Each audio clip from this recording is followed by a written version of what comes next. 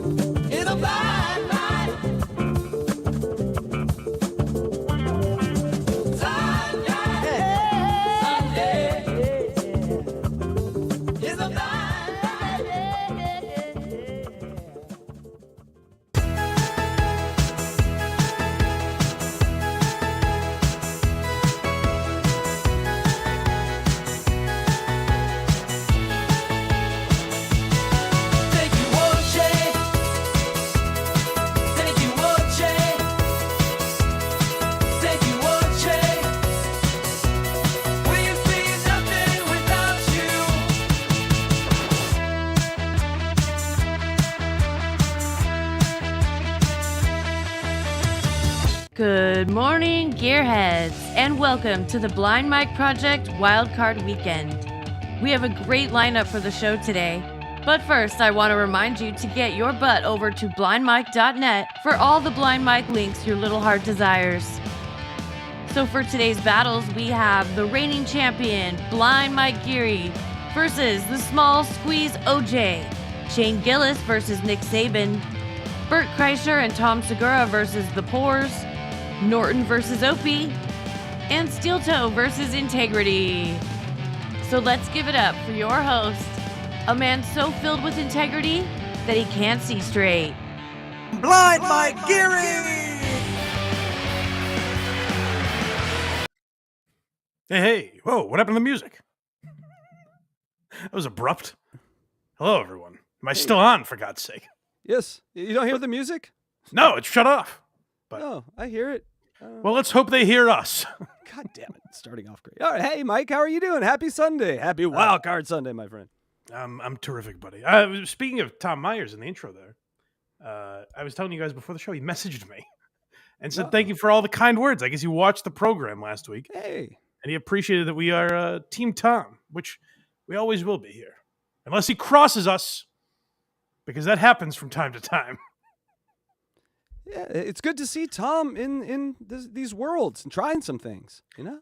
It's a little weird of Kevin Brennan to be co-hosting with Tom Myers, but good for him. I'm glad to see Tom get that opportunity, so I hope it pays off for old Tommy. So we have a lot to get into today. There's something that has been eating away at me all week that I've been. I actually didn't give a shit to talk about at first, and then I've been left with no choice. So we'll get to that quickly. But first, I want to tell you guys to go to blindmike.net. That's where all of our links are for this program. And we appreciate you guys supporting the show wherever you get podcasts, Apple, Spotify, YouTube. If you're watching live, as you can every Sunday at 10 a.m., then hopefully you guys like, comment, share, subscribe. All that stuff helps more people find the program. And if you want to support us a little extra, you can do that on Patreon or YouTube. Become a member for as little as $5 a month and get early access and bonus content. And we appreciate you guys doing that. But really, the reason you do that, and whether you know it or not, it's possible. I suppose it's possible. You guys heard me on the Kirk Minahan show and then followed me over here. That's a possibility, I guess. But really, even if you know me from that, it's all because of one man. And that guy is named Obnoxious John. You may know him as my friend OJ, who I did hear, by the way, OJ said this morning that he plans on possibly stream sniping us. And to that I would say, OJ, I have a family. Please, for the love of God, don't go that hard on me. I have loved ones that need me. Please, don't do that to me, OJ. It would be so, oh my God. I can't imagine a quick wit like Obnoxious John coming after me. So last week, you guys definitely don't remember that I made a joke about OJ.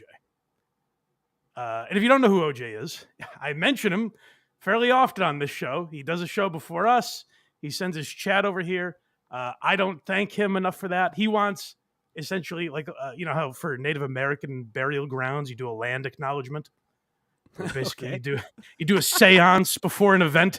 I think that's what OJ wants every week, where we start and we all hold hands and say, "Thank you, OJ, for sending your chat over here. I know we've never asked for it, and I know I've gone into your chat and super chatted you and gifted memberships almost weekly to say thank you. But really, that was selfish of me, and it wasn't enough to do all that. So that's how we'll start this week. Going forward, I hope to do it every week. So last week, I made a joke to Craig. I said, I was listening to Cardiff talk to OJ, which again, more promotion for OJ in the morning, talking about them being our lead-in. I said, hey, I was listening to those guys, and Cardiff did something really funny. I guess that was a dickhead move of mine. But I said to Craig, hey, I was listening to Cardiff and OJ. I said, I think OJ's a bit of a hard guy to improv with, because Cardiff told this joke. OJ completely didn't get it. It was pretty funny. And you guys probably all clutched your chests and said, Jesus Christ, Mike, I hope OJ's okay after that annihilation. Why would you do that to this poor guy? I know it's been weighing on all of your minds. I kind of forgot about it, if I'm being honest, until people started messaging me throughout the week. So I wasn't even going to talk about this part. And our guy, Patrick Ford, he might be a little mentally unhinged, but I hope he can provide proof of this. Patrick Ford messaged me and said, OJ is talking about you on Tukey Soup. He said, should I assemble the gearheads? Do we have a rivalry now? This is a podcast war. I said, that's weird. OJ's talking shit about me. Let me go back and find it. So I did. I found my good friends on Tukey Soup, and I heard what OJ said originally. And I said to Patrick Ford, oh, don't worry about it. Those guys are egging him on. He overreacted. Totally not a big deal. Then throughout the week, he's having an argument with nobody about me. I have not reacted to this. So as you watch these clips, keep in mind, I haven't said a word about this guy. And yet he's spiraling. He's having a fucking breakdown. He's talking about, taking a break from podcasting. Like he's coming mentally unglued. And I've said nothing about this. So he's left me with no choice. We have to get into it here. So we're starting with the clips from Tukey Soup, yes? Yes, chat raid. And this often happens when you do morning shows. It's the morning shows that kill you, people. These morning shows are the devil. Oh, right. Yeah, you think it's those early hours that have caused OJ to come mentally unglued. That's possible. Does it for me. Yeah. So chat raid, I didn't even know the term, to be honest with you. I didn't know that's what you called it. But what OJ was doing is he does a show from 7 a.m. East Coast time to about 10 a.m. when we start. And what he was doing, it was very nice. He would say, hey, guys, go over and watch Blind Mike's show. So when his show ended, his chat would be sent over here. Now, to be fair, that's not mandatory. Those people aren't legally obligated to become fans of mine. No, that's a contract. Yeah. But KC often starts the show when he produces by saying, hey, thanks to the people coming over from OJ's show. I think that's about all it deserves. It's very nice of him to do, but I think that's roughly what it deserves. Once in a while going, hey, thanks, OJ. If that's not enough for him, he can stop doing it. I've never asked him to do it. Anyway, but we'll hear Tukey. I was going to say Cardiff. Cardiff is not on this show.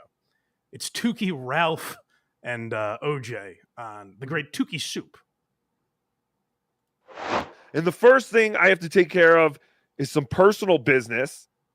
I was very disappointed this past Sunday when I heard something about one of my good friends, OJ. Huh? What? OJ Samsonite. I know. I was wrong. This guy's always so on top OJ's of one of things. your- I was way off. He's always got his finger on the pulse, this OJ. I was so wrong to make the mildest of jokes about his improving ability. Oh, goodness. You always do that. I'm used to it. You always do this shit to me. Oh, I'm sticking up for you. I'm disgusted. Oh, well, that's a change. Disgusted by the gall of one Mr. Blind Mike. So already I can tell. Already I can tell Tukey's fucking around. Whatever is about to happen, I'm not going to give a shit because I can tell clearly Tukey's joking. So I'm like, even if they cross, I can tell their intent. They're fucking around. Like, who would give a shit about this? You know how I can tell that you know? It's coming out of a puppet's mouth. Right. And the hand working that puppet is a guy I like and I've done shows with before. I find him funny. Like, I would never give a shit about this, but someone takes it very seriously. I'm blind. I can't see. Everyone should feel sorry for me. Don't you realize OJ brings his massive audience to you every Sunday morning, OJ, or Blind Mike? And perhaps your people don't tell you, and you can't see it, but it's there. Well, not every Sunday, sir. What? There's some Sundays where OJ might be a little upset. Oh, no. He doesn't want to send his audience. Did he not do that? Not true. That's I just- like to help out the little guys. Mike's. Oh, he's thanks. like- Thanks, OJ. I appreciate that. I think he correct. That's sweet of you. Maybe he meant like height. He is a taller man, I hear. Oh, is that right? Yeah. He's got a big audience. He's got enough viewers. Oh, okay. So That's better. I That's send better. All people, right. you know, little Lemmy sometimes, or Wow, what a Labs magnanimous son- guy. How generous. OJ going around spreading his wealth to all these people. Yeah, well, he collects all the morning people and then he shoots them on out. That's very nice of him. And thank Yeah, he you, OJ. alternates weeks about who he sends his chat to. Hey, it was very nice of him until this pompous ass got into show and was like, listen, here, I've accrued all this wealth. Who am I to hoard it all for myself? I give back to the little guy once in a while. One day I went to Clearwater, Chad. No, I believe this week you said I would rather let them die on the Clearwater Chad vine than send them to Blind Mike. Stop it. But you're right. Blind Mike is one of the smaller shows, or whatever you just called him. Like, these guys are handling it. They're being very funny with it. There's no way I would have watched this and gotten mad about it. No. It's Well, hilarious. by the way, so we're leading to, like, someone's going to overreact, and even that I didn't care about. But what you guys have to focus on, stay with us, because the spiraling throughout the week is really what I'm focused on with this man, this orange, whatever. One of the bigger shows, actually. Yes. And he That's a should lot of credit you with that success. He gets more views than I get. But And you know why should that credit- is? Hold on. Can I hear? Give me a little ditty here, Casey. I want to say, you know, my audience is slightly bigger than OJ's, and for that, I'd like to say, thank you, OJ. Yes, thank you, OJ. Thank you, OJ. Give me a Thank you, song. OJ. Okay, we're giving you the song. Hold on. Here he goes.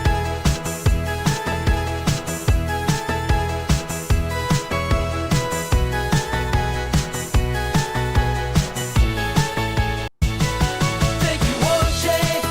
Thank you, OJ. Oh, thank you so much. This is all because of you. Thank you, OJ. We'd be nothing without you. We wouldn't. It really is, and you know, it's gone too far. I've spent too much time not thanking OJ, Sorry. and I'd like it's still- to. I'd like to stop that right now. Thank you, OJ. I appreciate it. Thank you, OJ. And everyone in the chat, if you guys could just send thank you, OJ, for all that you've done for all of us. Because really, it's not just me that he's helped, it's all of you people. He's brightened your mornings for so long. I say we get thank you, OJ, trending on Twitter. And when you see it happening, that's not because of me. I'm sure that's because Donald Trump thanked him as inauguration nears. Thank you, OJ.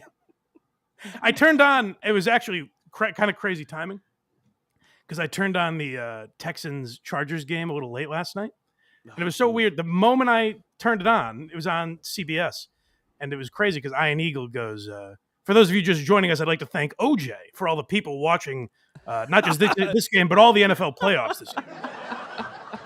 No, he did not. Nice. Credit you with that success. Let's look at the No. clip. Stop. All right. Well, welcome, everyone. I Inception. appreciate, I have to mention this, apparently. Even though they did not send people over today, I do appreciate my good Oh, friends at no. OJ in the morning, OJ and Cardiff. He's already mad, by the way. I haven't Yeah. said anything. He's mad. He hasn't heard me say a word yet. And he's like, oh, no. He's readying himself for the horror that's about to come. Yeah. Krager's face does that to people sometimes. Maybe because this was a long time coming, Mike, and you should have thanked them weeks ago. And then OJ might have sent his hundreds and hundreds of listeners your way. But no, you just had to take it for granted, didn't you? So stupid. Part of Sir, I appreciate. the clip be any louder, sir? No. Maybe Get it together. No, it's fellas. Come on. perfect. Just get through this Hey, you nonsense. send people over here. Oh, there's OJ dictating. Hey guys, my time is precious here. Come on, let's wrap it up. Apparently, according to OJ, I don't stop my show enough to mention that. He was upset about that this morning. He didn't blame me. To be upset. it's true, I was not upset. but it's true, Baby. OJ. He doesn't OJ, hold stop on. his show Let enough me to do thank this. you. OJ, I know, buddy. It's fine. I know you weren't upset. I was fucking around a little. I heard you guys talk about it. I was exaggerating.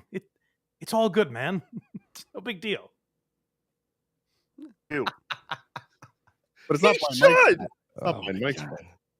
Such a dick. He thinks just because he's blind, he gets a pass. So not only is he blind, he's sensitive. I got it. Got it. Not only is he blind, Yeah, that's what this is. It's me being really serious, OJ. As we'll see, I'm definitely the sensitive one in this exchange. Real quick, just because they're on point, Bedabbler sent $1.99, and he says, OJ sent me. I appreciate that, Bedabbler. And Bedabbler only has that money to give because of OJ. So really, we both say, thank you, OJ. That's very sweet. Yes. He's a sweet. Well, he's acidic, so I wouldn't call him technically sweet, but He's done so much for all of us that I don't know if we all have enough time to thank him for all he's done. That's the real shame of it.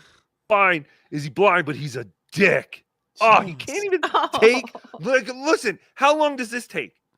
Thanks, OJ. Literally, I think that was less than 2 seconds.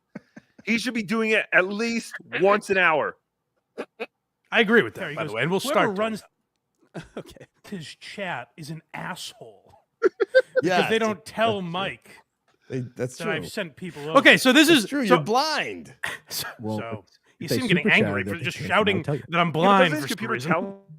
Hold on. He's shouting about me being blind. Already he's getting like angry. But this was his thing. He goes, his producers are dicks for not telling him that the chat is filled with juicers. The chat's filled with OJ fans, and his producer should tell him. I don't know who he's talking about because as he's about to reveal, he doesn't know. He's never seen Craig in his life. He has no idea who Craig is. And Casey does it every time he's on. More or less, again, with exceptions, I'm sure. I'm sure we don't Just one spend or two. every week thanking OJ and praising him, but Casey has done it many times. Like, I don't know how often we need to do it, but he's mad that the producers don't stop the show and they go, hey, Mike, I know you're getting into topics here. First, as we're obligated to do, it's thank OJ time. Well, we made songs now, though. We're okay. We're okay. But going here's what he's doing that bothers me, and what we're gonna see him do through the course of this is he starts to be like, oh no, it's not Mike I have a problem with, it's his producers. Which he forward. means Wait a second. he means Casey. That's a thing where he's hoping I go, oh, okay, then it's not my problem. I hate that. Whereas we're gonna find he actually doesn't like me. He has some weird grudge he's harbored against me for some reason. I don't really know why. No. He's gonna blame you guys for that. It's like, oh, it's actually that smug Casey Day's fault. And he does the thing where he's like, I don't even know who they are. It's just them. Oh, no. We've done panels, OJ. We're friends, I thought. Oh, no. So either you do know who we are, or for some reason you're making this up. Blind. Well, So if they super chatted that they came from there, I would tell you. Yeah, but doesn't his computer tell him? Oh, I don't know. How does that work? Like, would the computer constantly be telling him like what the chat is happening? I have That's to correct my friend Tukey. That would be psychotic. Yes. If I had the chat being read to me the whole show, I'd go insane. Can we do that for one show and just watch what I'd lose my happens? mind. I'll just It'd be read like- out I'd be like- every single chat in the background. That'd It would be great. like A Beautiful Mind, where I'm just hearing voices talking to me the whole day. For the record, I will take the blame. You know, it's This really was all your fault, Casey. Thank You caused all this for not praising OJ enough. Mm-hmm. You I'm like should the know. Green Mile. You should know the only reason you're part of this show is to look at the chat and say, "Oh, right, it's time to thank OJ. We got OJ fans here. Thanks, OJ." Great question. He doesn't have any of that. But, Oh, he sir, doesn't have that. No, I don't believe. I believe he's just having a conversation with his co-host. You're correct, Cardiff. All right, Angry OJ is the next one. Okay, so honestly, again, that clip all seemed they're having fun. They're fucking around, no big deal. This is where I guess I was way off. I said OJ, the tough guy to improv with, not necessarily, not always share the vibe of the conversation. As this clip will prove, it wasn't even close. I was way off. Cardiff goes, he goes, I do have a bone to pick with that HACKRIDE guy. Uh-oh. He goes, Shuli's been doing this unpackaging Eric coverage. Oh. And he goes, and all of a sudden this HACKRIDE guy pops up with unboxing Eric. And OJ goes, oh, okay. And Cardiff's like, yep, HACKRIDE is stealing from Shuli. Like, really just trying to get a reaction out of him. And OJ goes, that's crazy. I thought HACKRIDE's been doing that for a while. Could it be because I don't watch Shuli, you blind retard? Oh, Why is he angry? No. Oh, OJ. No. OJ, it's fine, man. I will tell you, I think when they test you for different kinds of mental challenges that you might have, I don't know if one of those questions is, does OJ watch Shuli's show? I doubt that this is how they determine whether or not you're retarded or not. But I don't give a fuck if you watch Shuli's show. It's fine, man. Take it easy. I'm gonna hear it one more Could time. it be because I don't watch Shuli, you blind retard? Oh no! Yeah, that was the point. The point, OJ, was you didn't get the joke Cardiff was making. Not a big deal. What I was doing was talking about your guys' show, so they could go, "Oh, Cardiff seems funny. Maybe I'll check that out." While I'm waiting for Blind Mike to start, you may not realize that's mentioning you guys. That is thanking you. You retard. You fucking moron. Oh, I've never heard OJ understand anything on that show. And yet he's the one throwing retard around. He never gets what they're doing, and I find it funny. There has to be a straight man. Tukey and Cardiff are funny on that show, and OJ sits there befuddled. And what? I didn't think that was true. And then they have to explain to him it's a joke. It's funny to me. I didn't realize that you weren't in on that part of the dynamic. I'm sorry. By the way, can this go in the intro? Just, let me know. Email me, let me know. Because I'd love to put that in the intro as opposed to the Tom Myers, Blind Mike Geary. I thought HACKRIDE's been doing that for a while. Could it be because I don't watch Shuli, you blind retard? Oh no! It depends if OJ wants. Okay, we got to clear it. On the Shuli network, and I was paying attention to my chat and not Carter's stupid joke. Go fuck your blind ass. Oh no! Oh, no. See that? He just said that. He You did. took turns of service. We love blind people. Fuck him. Nope. How's that for an improv? Go fuck your mother. Hold on. Not actually, not that great. How's that for an improv? Your mother wears army boots. I'm like, whoa, this guy's revolutionary.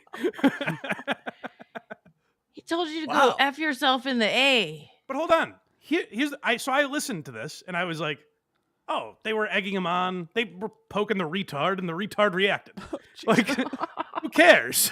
Like, I thought they were purposely egging him on to get that type of reaction out of him. And they did. I wasn't bothered by that. I guess in their world, which is weird to me, that Obnoxious John, Obnoxious John Melendez, for anyone if that's not on the nose enough for you, I'm impressed that a guy who watches Stuttering John and some schizophrenic guy talking about how the government stole his penis, he watches those two people every week. Yes. Tony. I make a mild joke, and he's like, "Fuck your mother! Fuck you, you retard!" I thought a guy that did a show making fun of someone every week would kind of be in on getting his own balls busted lightly once. So when I heard this reaction, I was like, oh, he's fucking around, whatever. Then, every day since then, I've gotten a message from someone saying, OJ's on his stream talking about you again. So he's having these arguments with himself about me. So I wasn't going to talk about this, and then he continued to talk about it throughout the week, and I was like, this is the real crazy part. Like, if he just did that, I'd be like, oh, they're fucking around. Who cares? And what's But then- funny is that his chat is like, Blind Mike World Order. They're like all in support of you. Oh, well, you know how I know that? Because he sits there and reads every chat, which is what I guess he wants every show to be. He wants me to have Casey sit here and go, all right, what's the next guy say? Okay, cool. What's the next guy say? To me, that's not a show. I find that incredibly boring, him doing his fucking roll call every week. But I liked OJ, so I went over there and I super chatted him and I thanked him when the show starts.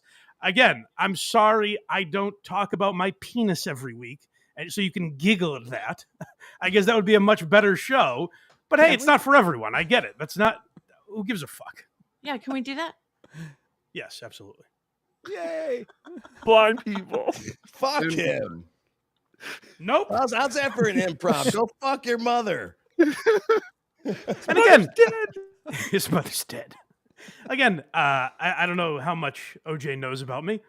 Plenty has been said about my mother, where that's not going to bother me. And he's also, like, in this clip, kind of laughing and having fun with it. I never in a million years thought I would have to address this clip. It seemed perfectly fine to me, but I'm excited to get to where he is completely provoked throughout the week. Like, the chat had him terrified for some reason, even though I've never addressed this. Good. Stole it from Shuley. You're kind of scary, Mike. I'm just gonna say, you're 15 years younger than me, and you scare me. I don't know. And OJ's like, well, who even cares, though? And Cardiff's like, God damn it. That's very funny. It was very funny. And So by go the way, check out Unboxing the last Eric. time I you assume went they- live, Hold on. brother- Here's where he takes it from a joke to, like, real for some reason, where I go, it's very funny. The thing they did on their show, it was very funny. And he's like, oh yeah? Well, I secretly hate you. Watch this. Oh, no. It was very funny. And So by go the way, check out Unboxing the last Eric. I time you assume went they do. live, it was much better before he showed up. And I told you that privately. What'd you say? When you did our El Horrible Be Dabbling live on your own, it was much better before he showed up. So, for anyone dare that doesn't know what that means, Tukey was on live a week ago, and he takes calls, and he was by himself. And I called in and said, hey, if you're going to be on for a while, I'd love to hop on with you. And he was like, sure. I guess OJ was fuming about that. He really, this boring fuck is ruining Tukey's show. God damn it. Oh, I hate him so much.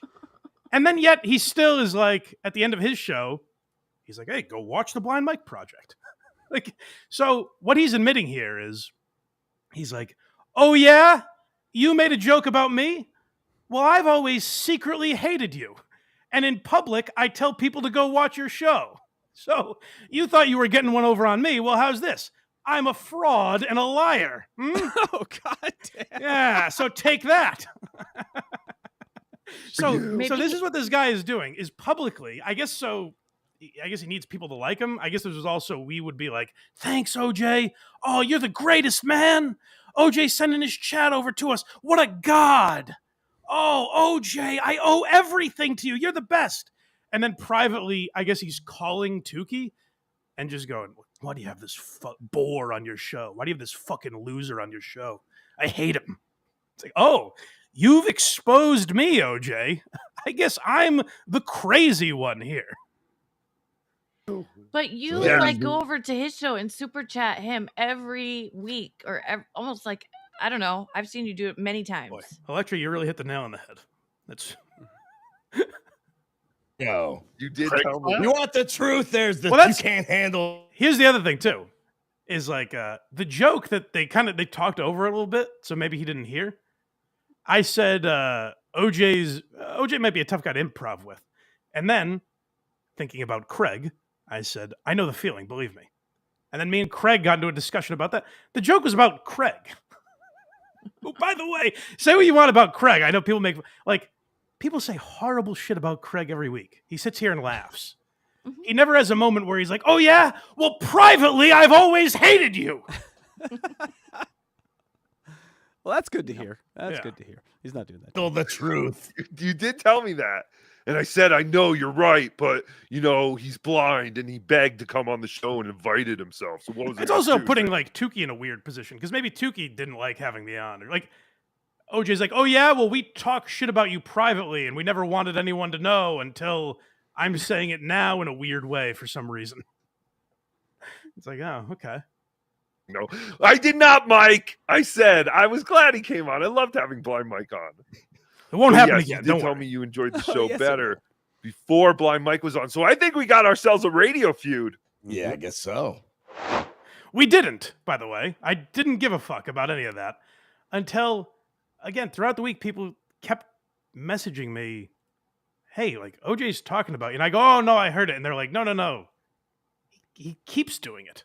He said he's never going to send anyone a chat raid again. Which, OJ, please don't punish me like that. Come on. Don't punish little Lemmy, all right? Point your swords at me, for God's sake. Don't punish the little people that you have done such a service for. Like little Lemmy or whatever other name he said. The Aussie guy. Don't punish them for my sins. Please, at least give me that, OJ. It's like 4 less clicks a day. You know, we click a lot. You know, you gotta minimize some of this clicking sometimes. This one's called Never Met Him. Yeah, so this is now, again, I haven't talked about this. And he's like, well, I didn't even know the fucking loser. Well, all right. Mr. Smith, Blind Mike is a saint on earth. I'm sure he is. I'm sure he's a swell guy. I don't really know Blind Mike, so I know that he does shows with Carl. I know the Potato will go on his show. I don't know. I've never met him. I've never done a show with him. Which, by the way, I'm good on that. I don't want to do shows with anyone other than my buddies. He's like, oh, thank God. I hate this guy so much. Could you imagine if I've ever done a show with him? Good. Bitter. He's never been invited on your show. Is that what it is? Electra, your horses. Yeah, hold your horses. I don't pre-screen all the video for her. I made that choice a long time ago. That's why, I don't know. Just got my own little stupid thing over here. Yeah, so that's like so it. bold of you. You've decided to break away from the mainstream of the Blind Mike Project. It's like, listen, I'm not Hollywood like they are on. I live out here on the fringes. Mike at all them Diddy parties. This is so weird. So, I thought that was weird. He's like, I refuse to do anyone's show for some reason. So obviously he and I have never spoken before. He doesn't even really like me. But I tried to find a clip of him I was like, has OJ ever done any show other than his own? And it took me a long time. But I thought, where might I find a clip of OJ on someone else's show? So I found this really obscure clip. I don't even know how I found this guy. Handsome fella. But this is OJ on someone else's show. And he goes on Wendy's show too. OJ, I've been asking everyone that hops on, what does the goal mean to you? What does the goal mean to me? The goal means overtime. Hitting overtime. Wait a second. Hold on. Let me do the math real quick. Well, this is magnifying glass. you remember this is from the Goal Show, which you produced very well that day, Casey. Show of the year 2024, I say. Oh, that can't be right. 2024. I thought it was 1990. I couldn't remember exactly, but you're saying it was last year. Yeah, no, There's no way it was August, right? There's no way in August he was on my show when he's like, I would never do this fucking loser's show. Well, let's hear this. OJ, I've been asking everyone that hops on, what does the goal mean to you? What does the goal mean to me? The goal means overtime. Hitting overtime. That's correct. That's right. Yeah, I like right. that. Guys, imagine overtime. Think about if you had more of this. Isn't that exciting? Oh man, I can't get enough of this as it is. So yes, I can only imagine how much better it's going to get after we hit that goal. He Now, improv'd listen, really well there. That was good I know improv. OJ is probably going to see this clip and say, oh, well, that was charity I was doing him, which I really appreciate that. I appreciate you boosting the numbers. But it's weird for him to be like, listen, I have never and will never go on this guy's show. It took me 2 seconds to find that. It was crazy. Way. All right, not a fan is the next one. Well, we'll get, but so he starts one of his streams. I didn't pull all the clips of him spiraling over this incident that I didn't comment on. And he starts his show one day where he's like, that's it. That's it. I'm never doing super chat raids again. You can thank your pal Blind Mike for that. It's like, I haven't talked about it. I don't give a fuck. Send him to whoever you want. Send him to the Aussie guy. He's a good egg. Or Little Lemmy, apparently. Send him to whoever. Send him to Casey Day. I don't give a shit who you send them to. It was nice of you to do it. It's not the greatest. You're not Gandhi, OJ. It's not some sacrifice you made that'll be written about in the history books. It was sort of a nice thing you did. That's swell. But I don't really give a shit if you keep doing it. So, protest all you want. And then he's also like, he's doing this thing where he's like, maybe I'm going to start streaming less. I'm going to pull back from streaming as much. What, are you taking a mental health break over this incident? There's 5 people commenting on YouTube about it. Get a hold of yourself, OJ. Jesus, you're unraveling. At the beginning of the stream, been having a tough time in just real life kind of snap. But I do not. I stand by what I said. I'm sorry. That was the other thing he said. So he starts his show, and he's like, listen, I said some stuff about Blind Mike the other day. I feel really bad about it, but I'm not going to apologize. It's like, well, this is an argument you're having with yourself. And by the way, what do you think? You're standing up against cancel culture? If you feel bad, apologize. You also don't have to. Who gives a shit? I can't. Casey Day, fuck your mother. I think you're a retard. She's dead, and I kind of am. I've been breathing a lot of smoke. My mental acuity is pretty low right now. So. Well, listen, I feel bad about all that. Yeah. But I'm not going to apologize. Why, you ask? I have no idea. I feel I'm taking a stance against something. Yeah, I'm conflicted then, because you said you kind of felt bad, but then didn't apologize. So I don't know what to do with that. I hope your house burns down in L.A. God damn. OJ's here in chat. Now, obviously, I don't mean that. I don't really want his house to burn down. But I'm not going to apologize, because I've drawn some moral line where I think I'm standing up for humanity by not apologizing. Again, OJ, don't apologize, but don't act like you're doing something brave. No one cares about this, you fucking freak. Kragers is in chat too. Kragers, OJ, Kragers. Hey, it's good to meet each other. You guys talk. Craig and OJ set up a deal, draw up a contract where we pay OJ a certain amount for sending his chat over here, and he blocks off a certain amount of time on this show where we thank him. Craig, since you're not doing anything right now, that'll be your job to draw up that paperwork, please. I think Craig's just hungry. Oh, sorry. All right, so he's not a fan of mine. And stand by what I said. Chat. So I mean, Right. So you're still on the fuck Blind Mike camp. no. Oh, I got it. I got it. Okay. It's not that. It's not that. I got it. It's whatever. Like I said, I don't even know Blind Mike. Like, I know Blind Mike from just, I know he does shows with Carl from time to time. You go on his show and El Horrible, and he showed up in our chat over here, and Got it. And pays you. What do you think? I'm going over there for my own health? I go over there to super chat you and say, hey, thanks for sending your fucking people over there. I don't go over to watch Tony Chase go, government man stole my penis again. Government man stole my penis. And Yeah. he said penis again. Penis. Oh, clip that. You're jealous he hasn't invited you on yet. I don't do other people's shows. You've done it. Yeah. You've been on the show, you fucking maniac. No. Kraggers, I don't do other if people. you're watching, That's something Kraggers. else I talked about earlier, Cardiff. No. I don't want to do anyone else's. I don't want to do anyone else's shows at all. I wouldn't be reduced. I'm OJ, goddammit. People come to my show. I don't bend the knee and do these lesser shows. Do you see what I've built? As I sit here on the mountaintop, I'm OJ. They can come to me if they want. It's just turning into Game of Thrones over here. It's amazing. Maybe Wendy's or Jake's. That's it. That's good. Do two actual retards. That's fun, OJ. Well, OJ's like, hey, listen, I don't punch down. What I'll do is go on Wendy the Retard show or a guy who spells his name wrong, and I'll laugh at them for being mentally challenged.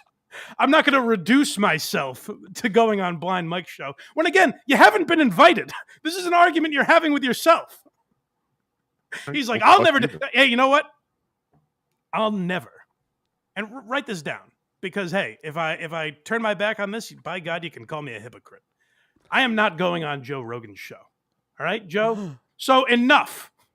That is enough of asking me. Don't even think about it. You can tell Jamie Vernon to cram it up his ass because I'm not going anywhere near Joe Rogan's studio. All right? So let's stop debating it. Clip that, Electra, and send it to Joe Rogan ASAP. Yes. Okay. And of course, my buddies. I mentioned that earlier. Other than my buddies. Oh, okay, good.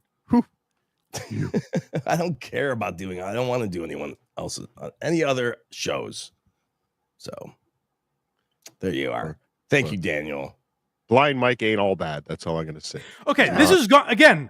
I didn't weigh in on this at all, and it's gone to Cardiff having to say like, "Hey, listen, the guy's not all bad."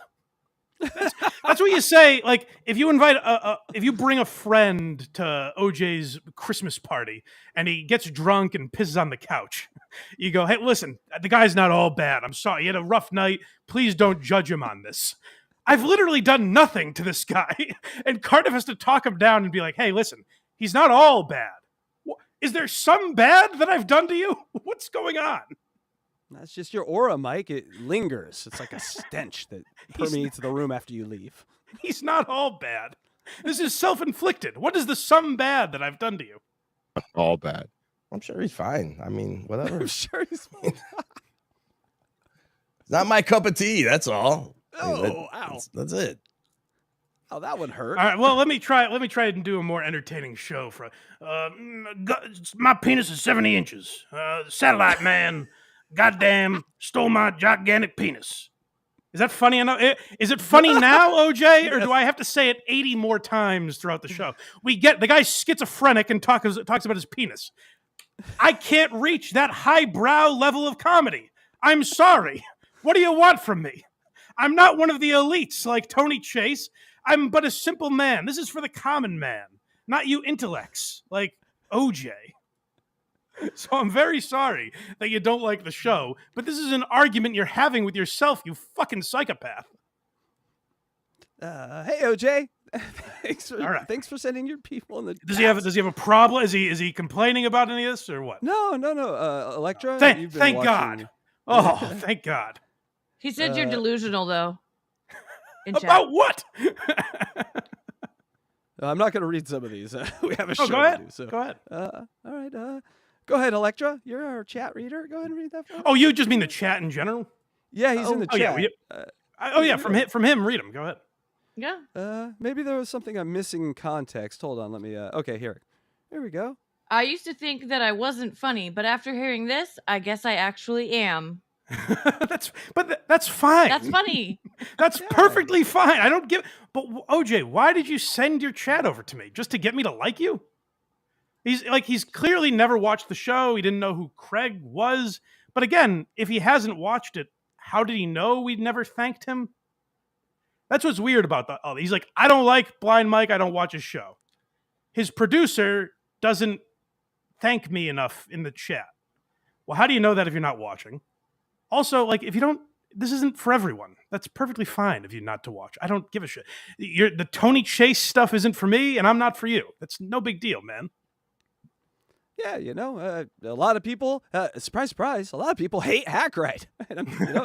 Well, again, most people. I credit you guys because people do that all the time, and you don't come on and have this weird beef with them. And then throughout the week, you're like, I always hated Dang Lizard. I never liked him. It's like, well, I love Dang Lizard. We love Dang Lizard. Why is he even getting brought up in this? Jesus. Mike, do you want to do some super chats? Sure. Because then we can move on from this ugliness. We've got a people lot. are fired up. You have fired people up. Oh, yeah. All right. Go ahead, Electra. Joe from Virginia, 199.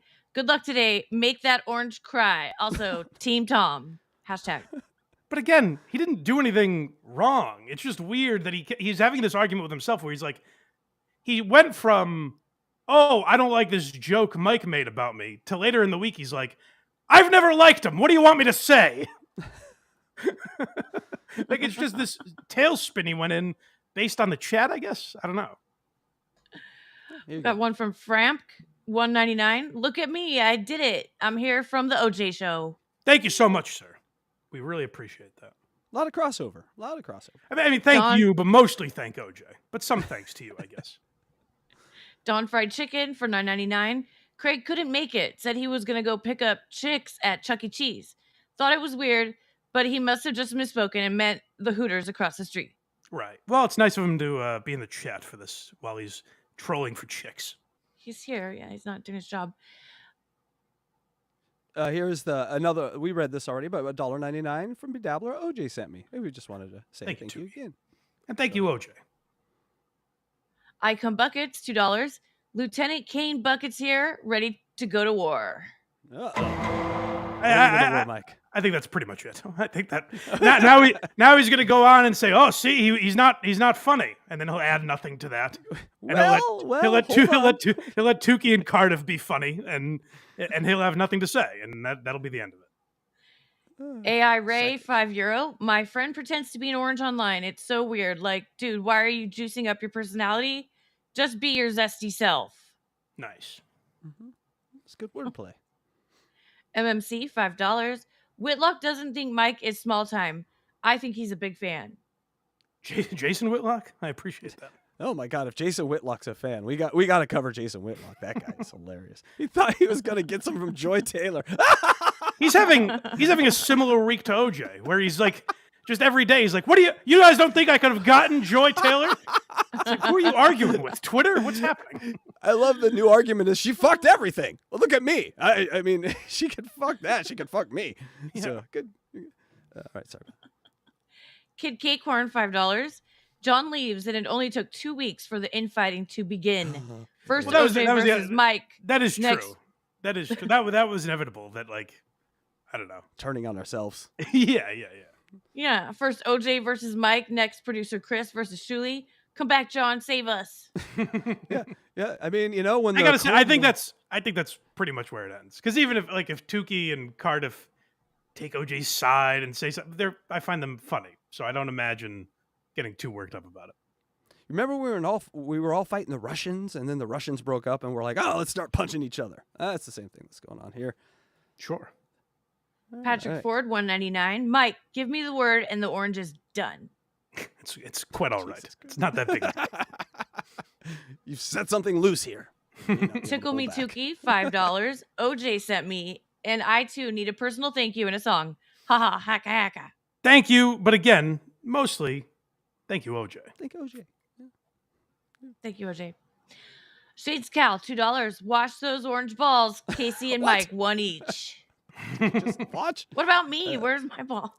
There was no ball. Oh well, I will say, I won't say too much about it, but I know OJ doesn't like me. He doesn't like Craig. He doesn't like Casey. I've heard he does like Electra though, so that's fine. Yeah. What? Well, who wouldn't? Have you seen them? Wait, Sure, we'll go back to yeah, that last one. I think absolutely. I didn't read it. I mean, it'd almost Oh, be he'd be news cool. if he didn't. You know what I'm saying? That's fair, yeah. We'd be like, hey, maybe he's got wood paneling too. Yeah, Silent Shape just became a member. Thank you, Silent Shape. Thank you, buddy. Hackoburo, $4.99. Thank you, OJ. Without you, that sloot wouldn't have gotten what she deserved. Forever the best running back.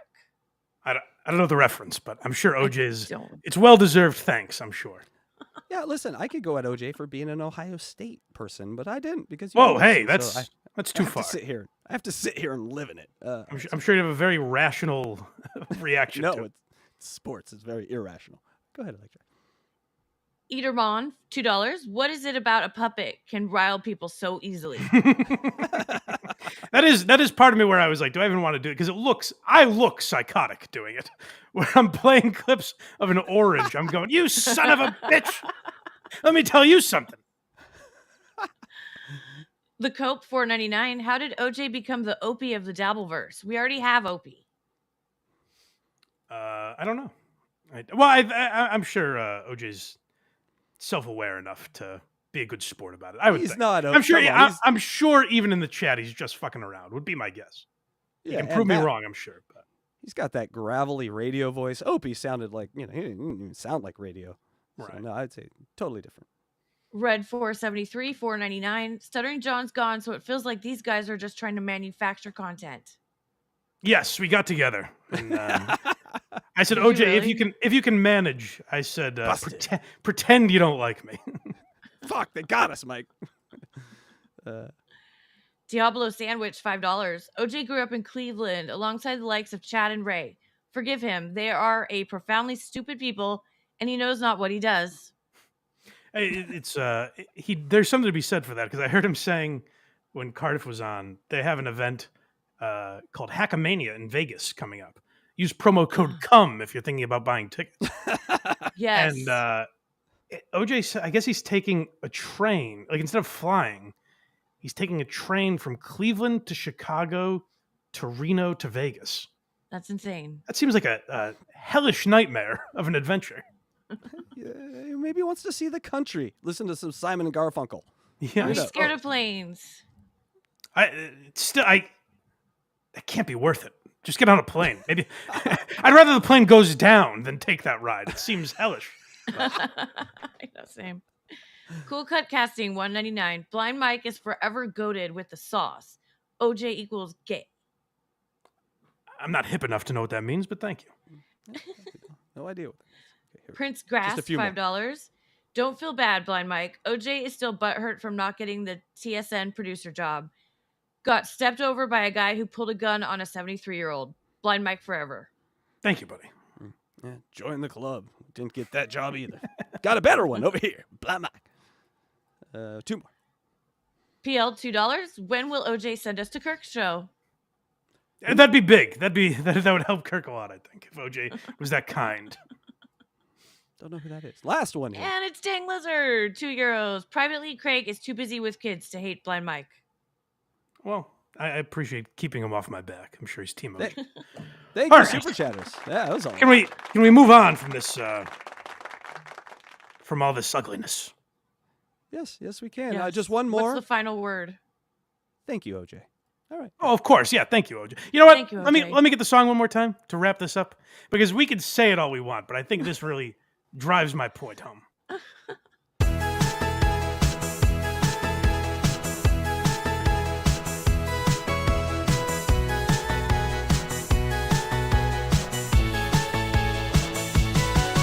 you, OJ. Thank you, OJ. Thank you, OJ. We'd be nothing without you. Yay. All right. Now, can we finally move on and talk about a guy I love very much, and that's Jim Norton. Oh, okay. Yes, absolutely. So Jim Norton left after 20 years. He finally left Sirius XM. He was on the Jim and Sam show for the last 8, which is actually crazy. I didn't realize it was that long a run. Damn, that is a long run. But I don't understand Sirius as a company. But so Jim Norton has a new he has a new advice show. So we'll hear him talk about sort of the end of Sirius while he's promoting that a little bit. Yeah, I have some theories on Sirius when you want to talk about that. Okay. After 20 years, I am no longer working at Sirius XM. I didn't know how I was going to make the announcement. I don't think that this is some earth-shattering announcement. I think people kind of sensed it coming. I knew it was coming for 3 years. I've been telling my managers and my agents, like, I think they're going to come in with an offer, and I was right almost to the dollar what they were going to offer me. It just, I don't like how they did it necessarily. They kind of waited until the holidays were here so that I couldn't talk about it on the air. But we've come to... Nick, what are you doing? I'm doing something. We'll talk about Nicki Norton in a minute as well. But it is weird. Like, I don't know what Sirius's business model is, because they threw a lot of money at like Smartless and Alex Cooper and shit like that. But that doesn't bring in subscribers at all, because their podcasts are still free, right? Like, Yeah, there's no exclusive element of Alex Cooper's deal, is there? I don't believe so. I believe it's, because I see clips everywhere. So with Howard, you see clips only on his channel that he lets out. So obviously that's exclusive. Sirius's big problem though has been they spent their first like $3 billion of acquisitions in satellites that are now useless. Right. And so that is almost going to be impossible to recover from because people have gone away from Sirius in the car, which was their whole model. I honestly think it is now a money laundering global corporation because if you see who owns Sirius, it's like the Buffetts, it's all the biggest money people, and it's not a good stock to own. It's a good stock to lose money on and then have your taxes, so well, I don't get what's weird is like when you hear people talk, it seems like the only reason they keep re-signing Howard is basically the stock price. Like they think the stock would crumble if Howard leaves, which that seems like a Band-Aid wound. Like it's not going to be like Howard would leave and then they'd have to figure something out. But are a ton of people subscribed still because of Howard? I can't imagine. No. Obviously, they would know better than me, but I don't hear people talking about Howard. The only time I hear Stern's name mentioned is like he obviously has someone at the New York Post or wherever, Twitter, whatever it is, to be like, hey, Howard talked about COVID again today. Isn't that crazy? That's headline worthy. So that's the only time you ever really hear about him. I don't know anyone. I know a lot of people that used to listen to Howard. I don't know anyone that's still listening to that show. That stock gets halved the day he leaves. So it's basically whatever CEO is there is like, yeah, sign him to whatever, because when he leaves, this company may be bought for pennies on the dollar by someone else, some other media company, because it really offers nothing anymore that you can't get with just Amazon web services. You don't need the satellites. But then what's weird to me is like they'll let Norton walk, which I understand because they're probably saying, well, that show is virtually meaningless to us. Like the amount of subscribers it has doesn't matter because we're kind of going away from that model anyways. But then they didn't let them do a podcast. Like they wanted to put out a daily podcast like the Bonfire does. They wouldn't allow that. They'll re-sign the Bonfire, which it's like, what's different about those two shows? Why do you need to keep one around and not the other? I don't really understand any of it. Maybe they think if they keep Sam there doing a morning show, it won't make that much of a difference as far as subscribers. But it's been a weird business model always. Like as long as I've been listening to or aware of Sirius, I've never really understood what they're doing. And then as the years go on, it's more and more baffling. It really is like an old school legacy record company that has like the legacy acts that they got to keep happy and feeding, like the Howards and the Oprahs. But they bring in again Smartless and Alex Cooper. That's like an awareness of where we're going as a podcast culture, But all their money is invested elsewhere, and so they can't. Like they couldn't make an offer to sway Rogan, right? When at the Spotify deal, because they were too heavily invested in other celebrities. That's why I'm saying they're like a bad record label that goes out and signs, Tony Braxton 5 years too late, and they're hoping to get money out of her, but just the name. They've always done that, and now finally they're starting to go, well, who gets numbers? Like, and they probably did that with the Sam show, and well, this isn't getting comedy numbers, so let's not spend the money on it because comedy. It's just strange to me. Even with when they re-sign Howard, it's weird to not go like, hey, this is we're paying you this $500 million again, or whatever it is now. It's so we can keep your catalog. And and we get to play whatever we want. You don't get to tell us that we can't play clips of Artie or Jackie or whoever the fuck you don't like anymore. We get to play whatever we want. We keep those two channels. And you do a podcast, an interview show where you interview the same celebrities you get on every week, and we just put that out as a podcast. I don't get why they don't do that. It's a weird thing where they're acknowledging like Alex Cooper and these other shows, and they're like, hey, that's where, things are moving. Yet they keep this business model where it's like, well, the exclusive stuff is Howard Stern and the Bonfire and comedy stuff. I don't really understand it. So ultimately, I think it's a good thing that Norton is leaving. I think that's smart for him, for just like his name being out there. I think he should guest on more podcasts, which he's been doing. And I hope his podcast does very well. I listened to the first episode. I think TJ Miller was a good guest to have on because he's not the same guy you've heard Norton talk to a million times. yet he's aware enough of Opie and Anthony. He was asking, like, insightful questions and let Norton open up about the whole situation and talk about negotiations and all that. So it was a good first episode. I hope. I know Nick Mullen's going to be on soon. I assume that'll be a good one. So I hope Norton has success with that. There is a guy, however, that thinks Jim will not be successful, nor will Sam. And I assume this comes out of no bitterness. It's just his radio intellect that is telling him this will not work. And that is the Opester finally weighed in on Jim and Sam. And people were asking him about this. And by God, he finally had to address it. One more quick thing on Sirius, I just forgot to mention. No one thinks about this. Howard signed 4 contracts with Sirius, and all 4 of them had stock options. There's a chance that Howard Stern is like one of the most serious stockholders of Sirius and also works there. So they have to cater to him. And so he also is not a fan of podcasts. So I think they're kneecapped because of Howard Stern being their number 1 stockholder internally. And so I think that's interesting. Yeah, I forgot he probably basically owns the company at this point. Yeah, and so he's like, no podcast. Well, we got this hot chick. All right, we can do her podcast. It sounds like you're friends with Jason Bateman. You'll allow that? That makes sense. That's not a crazy theory. Yeah, sorry to interrupt. Okay, so sour grapes from Opie. I don't know. That's my opinion. I think this might be sour grapes. Maybe you feel it's rational. I'll be curious what you guys think of the Opester's comments here. Please. Your drunk uncle, $20. Sam Roberts is the last man standing from the O&A days. He's not an O&A guy. He worked for O&A. There's a huge for 10 years. He worked for Opie and Anthony for a decade. The entire time they were at XM, essentially, Sam was there. That's basically like if Baba Booey left Stern and Howard was like, listen, he was never a Howard Stern guy. He was an employee here, but he wasn't really part of the show. It's like, what?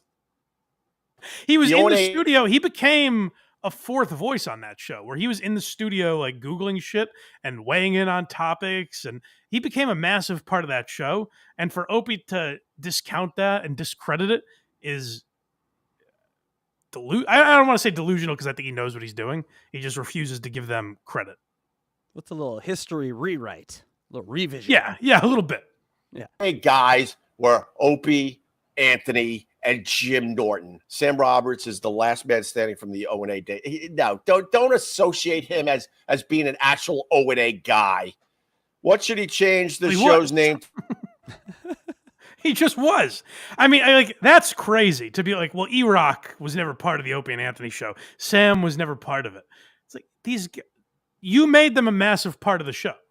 I'm not taking away Opie's contribution, but Opie chose to give them incredible influence on that show. Like, Sam prepared the topics they talked about every day. Sam had massive input on that show. So to now just be like, he was kind of just there. He didn't really contribute to it at all. He was Jocktober every day. Their biggest bit certainly from Sirius or XM was Jocktober. And that was entirely Sam putting that together every day. So to now be like, he was just a body that pushed buttons for us. It's like, well, now you're just being disingenuous. And you used to be friends with this guy and, pretend you thought he was a great radio talent and you gave him a show at nights and all this stuff. So, don't act like you never saw anything in him. That's silly. Too. Without Sam propping up Jimmy, the show should get way better, right? Jimmy almost sank both of their careers. He was so bad. Look, I'll tell you this much. Sam Roberts is not a good person at all, literally at all. And this was his long game. Supposedly, Jim is no longer for with the 20 years. It reminded me of the episode of Seinfeld when Kramer says that Mom and Pop, it was an inside job to steal Jerry's sneakers. They built up trust in the community for 27 years. Sam was there. Sam was at Sirius XM for 20 years, as long as Norton, essentially. He left briefly to intern for Scorch. But basically, he was there for 2 decades. And the whole time he's like, I don't like any of these motherfuckers. I don't even think Opie and Anthony's a good show. What I'm going to do is I'm going to wait it out. Because in 10 years, Anthony's going to get fired. And then I'm going to be a bigger part of the show. And I'll be the executive producer. And they'll give me a night show. And then a couple years after that, Opie will get fired. And of course, I'm going to do a show with Jim Norton. There's no way. In 2004, Sam thought this. There's no way that Jim chooses one of his comedian friends to co-host with. He will choose me, the intern, in 2004. And then after only 8 years of us doing a show together, I will finally knife Jim in the back as well. The third domino to fall. When Jim says, well, they simply didn't pay me enough money, so no hard feelings, I'm going to walk away. Mwahaha! My plan is complete. A brisk 20-year jaunt into interning at this radio station. Yes. Number 8 on the plan was get Jim to marry a guy. And they did it. He's like, people think the trans stuff is a joke, but I'll show all of them. I'm sure. Who knows? I don't know. I'm not following along with this nonsense. I do know that my social media exploded. Oh my God, Jim Norton is no longer with Sirius XM. We're crushing our radios. We're burning our radios. We're protesting. We're calling and canceling our subscriptions. It was crazy all over my social. Oh no, it wasn't. I didn't get one tweet about it. Well, because Jim left amicably. No one was like, we're going to burn the place to the ground. Jim was like, hey, it's been a pleasure. I was there 20 years. Sam's still doing a show. Go support Sam. I'm doing my podcast. No one was like, down with Sirius. This place must pay. Opie knows how to leave one way. You know? Yeah, right. Opie You filmed a guy shitting in the bathroom and you got fired.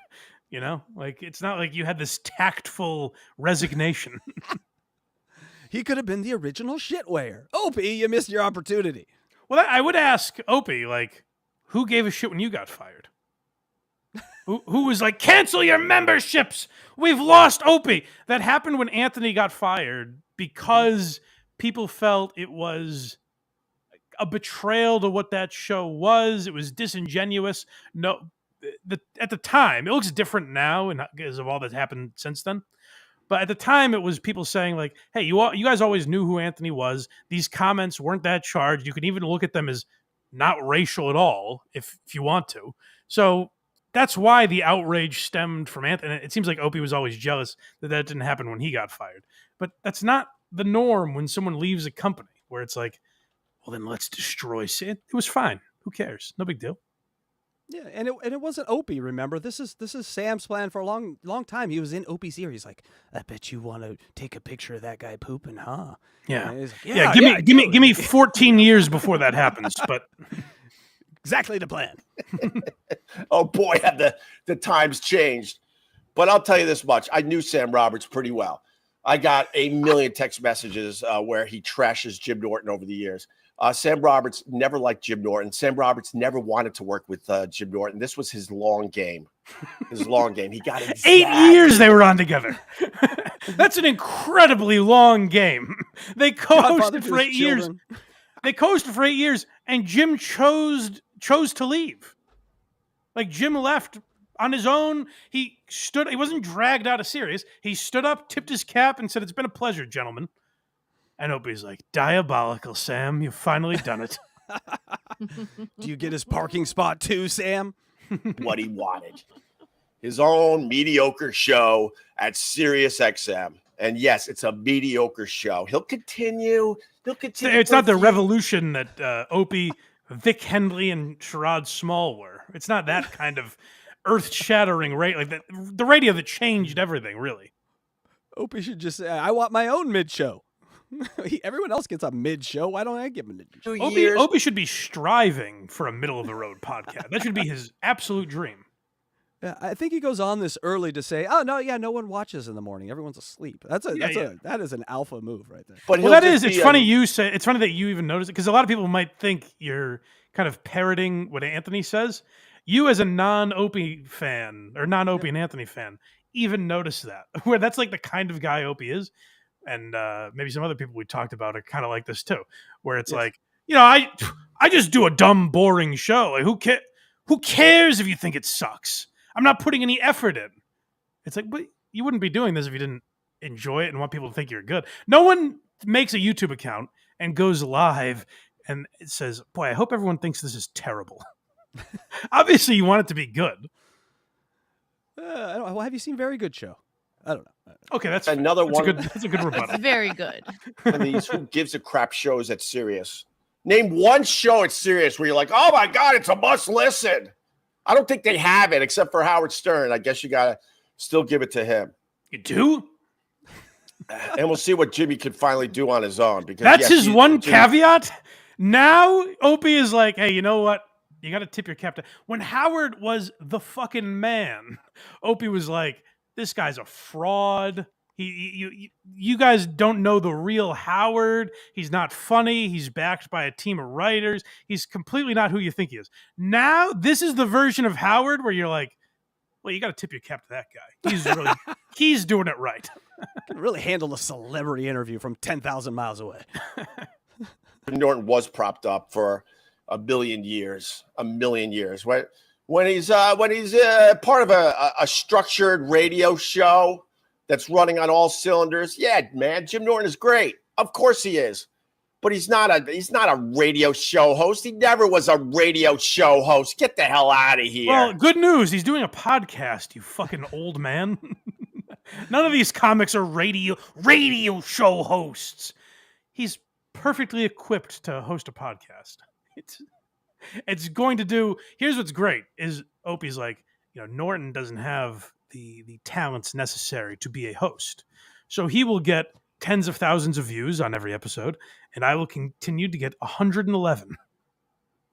Yep. I can see why people get the Imholt vibe or vice versa. They have a similar sort of ethos. Like, I did this once, so I'm better than everyone. Yeah, Aaron thinks he's Cumia. He thinks he's like very influenced by Cumia.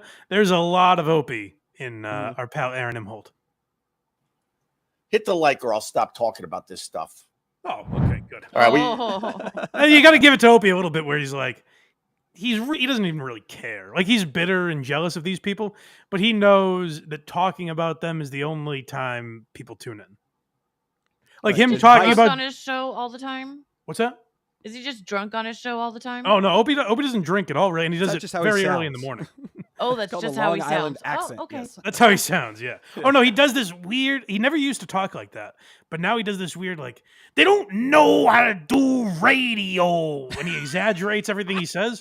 I don't know why. I guess he thinks it's funny. Like, it's funnier if he says it that way. Yeah, I think that's why I thought he was drunk. He just no. a drunk. He doesn't really drink at all, and he does these at like 6 a.m. So okay. Advice show. Okay, so Norton, like I said, is starting an advice show, and this is Opie's advice to Jim is basically don't do it. All right, we got another $20 coming. I'll take your 20s all day long. Flawless. All day long. Your drunk uncle, $20. Remember when Jimmy's advice show was taken off the air on XM? The second time around should be what puts Jimmy over the top. Just like it worked out when Jimmy stole Fez's bit the last 3 years. Oh man, you gave me $20 and I honestly don't know. I honestly don't know what you're saying here. I think Jimmy's advice show is pure garbage. If you want to know the truth, Now, don't tell me. Just to be clear, the guy that put it on his channel is Opie. The guy who said, "Hey, do your advice show right after our show." That was the Opester. So it's funny that now, all of a sudden, and Opie would come on and say how great Jim is and how good his advice. Also, keep in mind as Opie talks here, no one thinks Jim Norton is a professional therapist. Like, I think he has some wisdom that he gives, but mostly we listen to it because we think he's funny. Like, and it seems like going to have good guests on. He has Nick Mullen and Joe List coming up, guys that I will listen to whatever they do. So, like, he's being smart about it. Jim is not saying, like, hey, guys, cancel therapy this week because the advice show is out. But Opie doesn't really, Opie never understands anything. It's mystifying to me to watch a guy who was the host of a show that was so cynical and would call out bullshit for as long as they did and really, like, exposed flaws in certain things. Like, Opie and Anthony are the guys that I heard before anyone expose a lot of the hack stuff that radio was doing at the time. Like, I remember Words Hurt, like all the apology stuff that they did back in the day. Opie and Anthony did that. And the more Opie talks, the more you realize that was Anthony and Jim. And Opie has no read on anything going on. No, he just read probably commercials or something. He was just there to function, make the show. He was there to function host. properly. Yeah, he pushed the buttons, took the calls, all that type of shit. Yeah. That's why he's saying Jim can't host because always people will blame you for the thing that you can do. Right? Well, the good news is Jim has a producer taking the calls on the advice show, so no worries. And by the way, Jim's show, nicely edited, put together, slick. This is like from a webcam from the 60s that he's doing. It sounds great. He has big guests on. There's no like the first guest was TJ Miller. The guy was in fucking Marvel movies. You know, Opie's talking to himself and yelling at the chat about how he doesn't want to talk. He really doesn't want to talk about Opie and Anthony. We're listening to the 8th minute of it so far. Can you imagine how long it'll be till Jim has like a Jake Hudson on? It'd be like 10 years until he got through his list of celebrities. Yeah, exactly. Yeah. Opie's like, Jake, you're Corn out. Diff is on giving advice. No offense to Corn Diff. Corn Diff, I don't want that smoke, please. It was just a joke, buddy. I don't want to have to do an hour on you next week. We're fighting Jake's too many been on there fruits too. and vegetables. Yeah, that's what I say. Jake. He's going back to that garbage. He's the last person that should be giving anybody advice. He's a mess. Always has been a mess. Now, if Jimmy was doing an advice show where it was tongue in cheek, that would be interesting. But to have someone like Jimmy giving you advice, I honestly thought the show was pure garbage. It was pure garbage. A lot of insight you added, Opie. That's shocking that Opie thought it would be bad. That's weird. I thought he would actually give a, kind of down the middle opinion. But it turns out he thinks both Sam and Jim will suck. What are the odds? Well, here's the thing. They're not trying beers in an open bar. And I mean, that's clearly the formula that works. Yeah. It should. What Jim should do is go to a public place with no good fucking terrible sound quality and horrible editing, and he should just talk about nothing. I think that's what Jim should do instead of having an advice show where he has other comedians on and they talk about people's real problems. And that's who you want to hear advice from, a guy who's lived on the edge a little bit, who kind of is like free to be honest about stuff. Like I've always found Norton to be very wise, like in terms of he's a guy with a lot of demons, obviously, and a lot of sexual deviancies, and he's lived a life. Who isn't? The man's lived a life, and I'm not saying you should listen to his advice, but he's insightful on a lot of things. You can agree or disagree with him, but he's not a therapist. Like Opie's acting like, what, you're paying Jim Norton for an hour of private therapy? No, he's doing a comedy show, you jackass. Yeah, sometimes honesty is all people want, and Jim Norton brings that in spades. He's an everyman. Well, I don't know. He's in Everyman, but he's in Everyman. I was gonna hit the rim shot, but I stopped myself. Look, I'm getting better. I appreciate that. I did the Heyo though, so I'm 1 for 2 on that one. But now we're getting into Sword Fight, the episode. You want to get? So this is what does worry me a little about Jim Norton. Like I said, I think he's going to do a great show. I even enjoy his show with Nicki, his wife, or husband, as the chat will correct me. Whatever, who cares? I think she's great. She's a superstar. She is. She's the star of the show. It is. It's funny you say that. I think there's a lolcow forming on Nicki and Jim. I wonder how that will be handled because it does there are some things where I'm like, if this was fucking Stuttering John's wife or whoever, we'd be playing clips and making fun of it. I can't let the fact that I love this man, I've listened to Jim Norton talk so much throughout my life. I probably listen to Jim Norton's voice talk more than anyone in broadcasting. I can't let that affect people come here for my honesty, God damn it. And so I have to point out some ridiculous things that I think it'll be interesting to see how Jim navigates some of these as the years go forward. He's living with a lolcow. That is going to be amazing. It is. He's living. I mean, he said before he's living with Chip Chipperson, which is kind of true. And a lot of these lolcows model Chip Chipperson. We've talked about it with Aaron Imholt, where he has very Chip-like tendencies. So let's hear a little of Nicki and Jim. I think we start with Jim has been sober for like 40 years. He's been sober since he was a kid. Wow. And Bob Kelly, also same thing. Those are the two guys. They've been sober for like nearly 40 years, each of them, I think. And Nicki talks about drinking fairly often. you see issues budding when they talk about this stuff because you can tell Jim doesn't really like it. And this is how they start the show with the great Bob Kelly. Yes, gift for Bob is what. Yeah. Bob do I sit Kelly. down? Yes, sir. So, Bobby, I got you a gift. Well, I got you a gift. Did you really? Yeah, I did. I really did get you a gift. No, you didn't. Thank you so much. You're welcome. Appreciate that. Wait, What? what are you doing? What? Why would you get him that? Don't even joke with that. Oh my God, are you an AA? Yes, he's sober. What? Oh, Bobby, I knew that. Oh, Why would you do? You bought your? Are you drunk? No, I already started drinking just a little bit. it was a funny joke. Right? She wasn't kidding. Yeah, I know. It's pretty funny. Probably on the mic. Oh, sorry. Can't hear you. All right, how's about Bob? Oh that. yeah, Bobby looks good. We're all good. Jim's convincing himself. We're all terrific. I'm fine. That picture with fires around you, it's fine. Everything's fine. She's already kind of like slurring her words. She's like, Bobby, have a drink with me. Oh my god! Come And she on, outed Bobby. him for being in AA. That's like totally not acceptable. Oh, right. Yeah, you're not supposed to. And I've always thought it was weird. So that's true, huh? Where you can't even say I'm in Alcoholics Anonymous? Because I've always found it odd where Jim will go, I'm in, let's just say a 12-step program. You could say that you're in it, but you don't say that other people are in it. Right, It's right, anonymous, kind of in Which the name. everyone knows they both are, but yeah, I guess you're not supposed to. But she doesn't, like, give a fuck about anyone's sobriety. Nope. It is, again, I don't really care, but it's interesting to watch. And like I said, if Aaron Imholt invited this lady on and was like, this is my wife, we would be making fun of it. So it'll just be interesting to see how Norton handles this going forward. But there's more examples. Norton Slampies.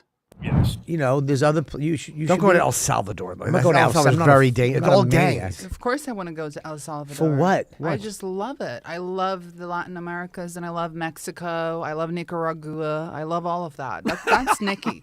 Like Jim doesn't understand that when he hang married on. me. Like that's who I am. That's where I want to She go. trying not to say another word.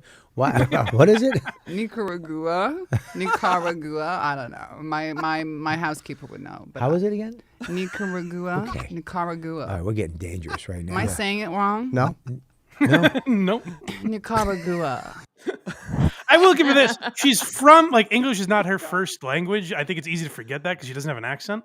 Yeah. But like that part is, she does fuck stuff up like with language, which is kind of funny, but you forget that she's not from here. But the part that I also focus on is she's like, Jim doesn't understand that I need to travel the world. Like, it gets very, I give him credit for putting it out there because it shows like real arguments that couples have and stuff. But the way she talks to and about him being older and being sober, like she really has not a lot of respect for this guy, or at least that's how it comes across. Remember, we never got to it, but I think I had you clip them, Casey. Remember the appearance they did on We Might Be Drunk? Yes. Where she's talking about, I think she's like 27 or 29 years old. I forget exactly. But she's like, listen, I have no intention of working. Like, people can judge me for that all they want, but like, I think I should be pampered by a man. I don't think I need to work. And I'm like, I give her credit for being honest about that, I guess. But it is a wild take for someone who's married to Jim Norton, of all people, who's always like brutally honest with this stuff. It is weird to watch their dynamic. And he calls her out for it, and it seems like she's a good sport, but this could be heading somewhere worth watching, I guess. Oh my God, those divorce papers would be amazing. Beautiful when Or you like go there. Panama.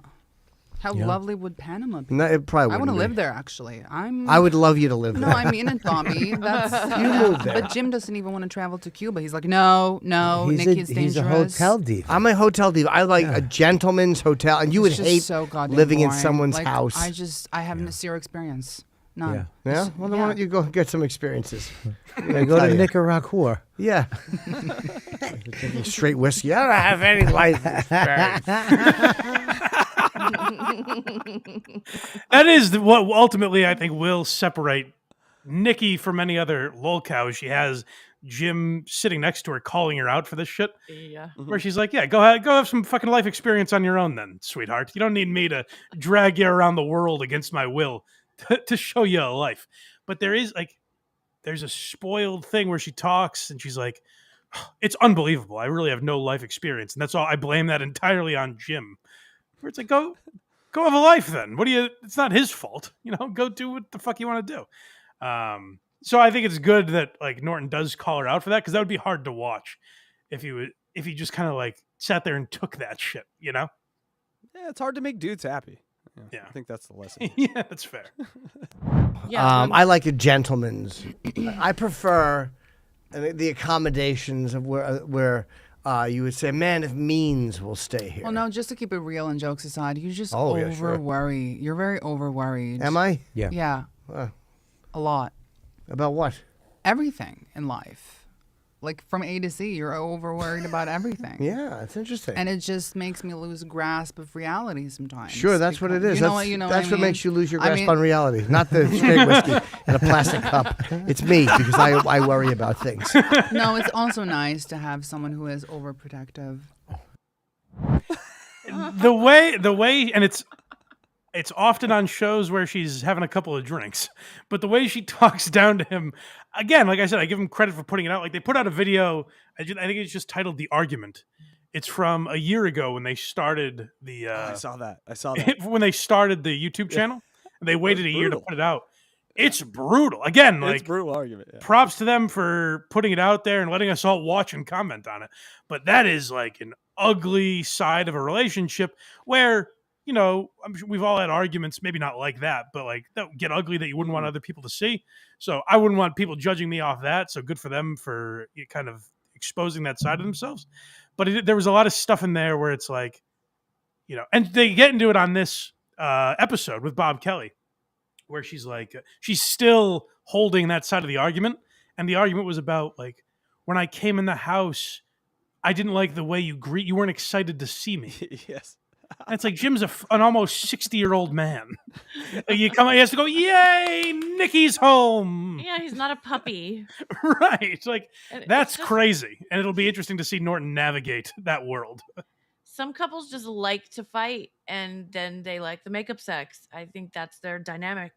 That could be, yeah. And that'll be, again, interesting to watch on a podcast. Yeah, By the way, this isn't the advice. He does two, so he does sword fight with Nicki, and then Jim Norton Can't Save You, the advice show. So this is not the podcast we were just talking about. Because you might be thinking, boy, Opie was right. The next one's called Support System. Yeah, so this is where it's called out, and like, hey, they're being honest, so credit to them. But like, I gotta tell you, if the skirt walked in here right now and said something like this on air, I would be like, what the fuck are you doing? Right. And by the way, tomorrow, I don't know, but the odds are tomorrow is my last show at Sirius. By the time this is out, people will know if it is or not. Why are you doing this? I'm not doing it. It is what it is. It's what they're doing. They're not offering me what I want or what's right. They're doing something that's not, whatever. We're Wouldn't frustrated. that be life-changing, honey? But yes, obviously. Yeah, you're gonna, But at least I have a good support system at home. does it make you nervous? I mean, that he she might not have fucking that job. no. But the night before, she buys a bottle of whiskey and it's just drinking straight whiskey. So at least I'll have someone to talk to. I like my glass to smell like ethanol. Yeah, but she's Please. Norwegian, dude. I mean, Yes. she's a European. Am I Yes. drunk? Am I drunk to you? Yes. You don't seem drunk. I I'm know you. giggling. I'm having fun. Yeah. Yeah. You are drunk. He's never seen me puke in a bucket. Anyways, if you're No. She's made me a few have. times. Yeah. Yeah. Get the head off my- I think that's her standard, where she's like, I've never grabbed a bucket and vomited. So therefore, I don't have an alcohol. It's like when Stuttering John would say, oh, really? I'm an alcoholic? It's 2:37 in the afternoon and I haven't had a drink yet. I guess you're clean and sober then. Oh, that's all of those, Blind Mike. Let's see if we Yeah, have so any, we'll keep an eye on. Again, just so you guys know, my love of Jim Norton will cloud that show for me. So don't expect Nicki Norton to be a weekly lolcow that we cover. But this was just my way of saying I am aware that some holes exist in their game, shall we say? Yes. All right, Electra, are you ready to read some super chats here? For sure. Oh, here we go. Diablo Sandwich, $2. Sirius XM is now as outmoded as terrestrial radio. Yeah. Yeah, it really is. I think it'll. I mean, change I the guess so. They have the internet app. The internet app. I'm as outdated as terrestrial. the tubes. They use the tubes. They have the app that you can just use on your phone, and I think that works pretty well and everything. But yeah, it is. It feels pretty outdated. Like, it's amazing they missed so drastically. Like, if that was just an internet company instead of wasting their money on satellites, how much that could have changed what they are. They would have had such a lead. I forgot to mention this. I should have said this about when we were talking about Sirius, but they had on the Opie and Anthony channel, they had the Joe Rogan Experience, WTF with Mark Maron, and the Monday Morning Podcast with Bill Burr. And those guys wanted like a couple $100 a week for them to run their show, and Sirius said no. Wow. Yeah. 3 of the biggest podcasts ever. Like, if you're all time, those are still on. They've had an incredible run. Say what you want about them now, but like historically, those are the podcasts, certainly in comedy, basically, that started everything. And Sirius was like, $200. That seems a little steep. Well, they said, hey, the funny man with the trans wife, bye, and then this other kind of boring guy, we'll keep you. I mean, didn't they just do it? Didn't they just make this decision? They just let a guy who's hilarious go. Right. Over probably a few $100. They didn't make him feel right. They didn't respect him. Like, you take him out, you wine him and dine him a little. The numbers are a little low. He'd feel like, Sirius is still better than being out there and doing it on my own. Right. Yeah, Sirius is a terribly run company. Let's just be honest about it. All right. Fun OK gifted 1 Blind Mike project membership. Make sure you get a Blind Mike membership. They're really awesome. You have a lot of great Why Are You Laughings on there. What's the next one, Mike? What are you doing? Thank you, buddy. The next one is Richard Pryor is up now. The crazy life of Richard. We didn't even really talk about his career. We just talked about his life. Oh, Jesus. So that's up now. And the downfall of Jimmy Kimmel will be up next week. So check those out. And I would say thank you, OK, and thank you, OJ, for probably sending fun OK here. All right, Electric. A few more here. Kraut Cat, $4.99. Pair character lifting some weight, saying keep it up. All right. That sounds kind of perverted. Get rid of Thank Fun you, OK, $2. Pretty sure SiriusXM grabs the ad revenue from new pods. Yeah, so that's what they're doing with things like Call Her Daddy, where they're basically, it's like Spotify does with Rogan now. There's no exclusivity. So they are aware of podcasts in that way. I just don't know. I think it might be too late. For them That's to why save. that Howard theory is my theory. They're not too late. They have a thumb on the scale. Once that thumb leaves the scale, I think they'll sign podcasters because they know that's where it's going. I think they're just stuck. Right. That's my theory. Yeah, that's interesting too. They make a good point because Howard's a vindictive guy. He still has that in him. So you know if they didn't re-sign him, the day he leaves, he's dumping all that stock. Yeah, exactly. Or if he hasn't already. Some people pointed out in the chat he might have dumped most of it already. That's he fair. has to hold it for a period of time, right? And then the next day he's like, get rid of this shit. Yeah. Jay Dabbler, $4.99. Top of the morning to you, Mike. Oh, And to you, Casey, sir. as a Buckeye, I would like to thank your Ducks for giving us the national championship on a silver platter, Ohio. You're welcome. OH. No, don't Oh, do that. God, don't say that. Don't do that. Yeah, listen, your team just got spanked yesterday too, so we're in the same fucking spank boat together. I understand. Joe from Virginia. Hey, Joe, $1.99. Little behind. First segment makes me laugh. Tukey more. Or love Tukey more. Sorry, I can't read. Yes, Tukey and Cardiff were very funny in that exchange. They know how to get out of the way. Like I did. And I thank got you, out of the OJ. way. Hey, thank you, OJ, for making Joe from Virginia laugh. Yes, thanks. Fun OK is a gearhead. He gifted 5 Blind Mike Project memberships. No, Thank you, buddy. so much. All right, 2 more here. Don Fried Chicken, $4.99. I can't tell if Nicki is a comedian or a bimbo, but their dynamic, if anything, is very funny. I will say she takes agree. it pretty well. Like, he calls her out and she laughs. So that's another thing that kind of separates her from other people, where like whether or not she's in on the joke, Yeah. she participates in it. I think one thing we She's playing a undoubtedly know diva about. too. She's Oh yeah. Right, Right. maybe. But one thing we definitely know about Nicki is that she can suck a goddamn basketball through a garden hose. I mean, we know this. Right? so I've heard. Poodlerific, $1.99. Yeah. Your content is awesome. Thank you for covering this. Thank you, buddy. All right. Thank you, everyone who donated. Thank you That's so nice of much, And thank you, OJ. Well, those super chats. Can I hear the song one more time, if you wouldn't mind? Maybe between every segment. I think it'll now just songs. let everyone know. No matter what you like in the podcast, what segment you skip to, I just want to remind her, these super chats, this past segment, us talking about Opie and Jim Norton, it was brought to you by my friend OJ. Thank you, OJ.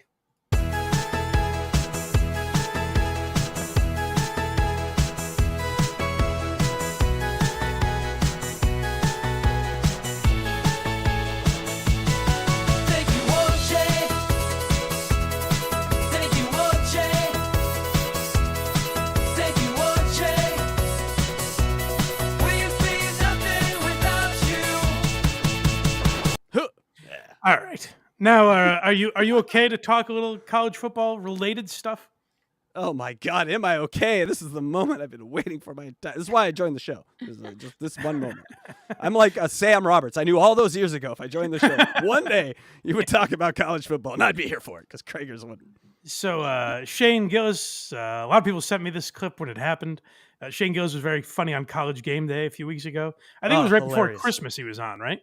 Yeah, right before Christmas, hilarious. I knew when they announced Gillis, I was like, I couldn't forward it to you fast enough because I know that I know that show. I love. Just real quick, what are your thoughts on Pat McAfee? I love Pat McAfee, so I just knew those two were gonna be pretty good together. Pat McAfee's a guy like he's all energy. Where people are like, oh, Pat McAfee's funny. I think he's just like a high energy guy. I don't dislike him at all, and I like that he'll bring Hinchcliffe and Shane Gillis and these guys that before never would have gotten on College Game Day. I like that he's bringing in that element and that he's big enough that ESPN can't really tell him no. So I like that. I'm not particularly interested in his show. I started watching or listening to when he did Heartland Radio, like after he left Barstool, between Barstool and ESPN, he did a show called Heartland Radio where he was on most of the time, but it was a lot of the other guys. I didn't mind that show. I thought it was funny for a time. So like when he's a smaller voice on something, I think I like him more. Yeah, when he's contained, yes. And so I would highly recommend, they have him doing play-by-play now on some of these college football games on the alternative channel. So you can watch Kirk Herbstreit kind of like Kirk it up, or you can listen to over here. So like the Manning cast, basically? Dude, it is so fucking funny. Because he is caged in a box where he has to like do play-by-play, but it's almost like a comedian doing play-by-play. It's the closest we've had to Dennis Miller since Dennis Miller, you know. But, okay, all right, that went well. Yeah, so yeah, well, it was funny for a minute. Yeah. But Shane Gillis and him, I knew were going to interact well, so that's why I sent it to you. So Shane Gillis was really giving Saban the business. And finally, he's back on Matt and Shane's Secret Podcast. So first thing out of the gate, he wanted to address that with Matt because a lot of people said Saban doesn't seem like he's playing along with this at all, which this is why Saban's an asshole and why I've always said Belichick, I think, is so much better than Saban. Belichick would have had fun with this. Like he went on the Brady roast. He had a good time. Like Belichick was always good with stuff like this. He was a dick to the media, but I think that was for a reason. Whereas I think Saban's a genuine asshole who thinks he's, the emperor of Alabama and shouldn't be spoken to this way. Yeah, Saban's got to get one of those 24-year-old girlfriends. Really changes your perspective on things. That's true. Yeah, that's another reason I like Belichick. I get so nervous on those things. I mean, yeah, maybe I just dissociated. It makes total sense. That's why I spazzed and talked shit on Saban, because he was like, "What do you think about the game?" And I was like, "I don't know. Fucking Nick Saban cheated." It was just a full spaz. It was so good though. I mean, I'd like to explain that because that was so. After I said that, we had to go into the stadium to sit at the desk.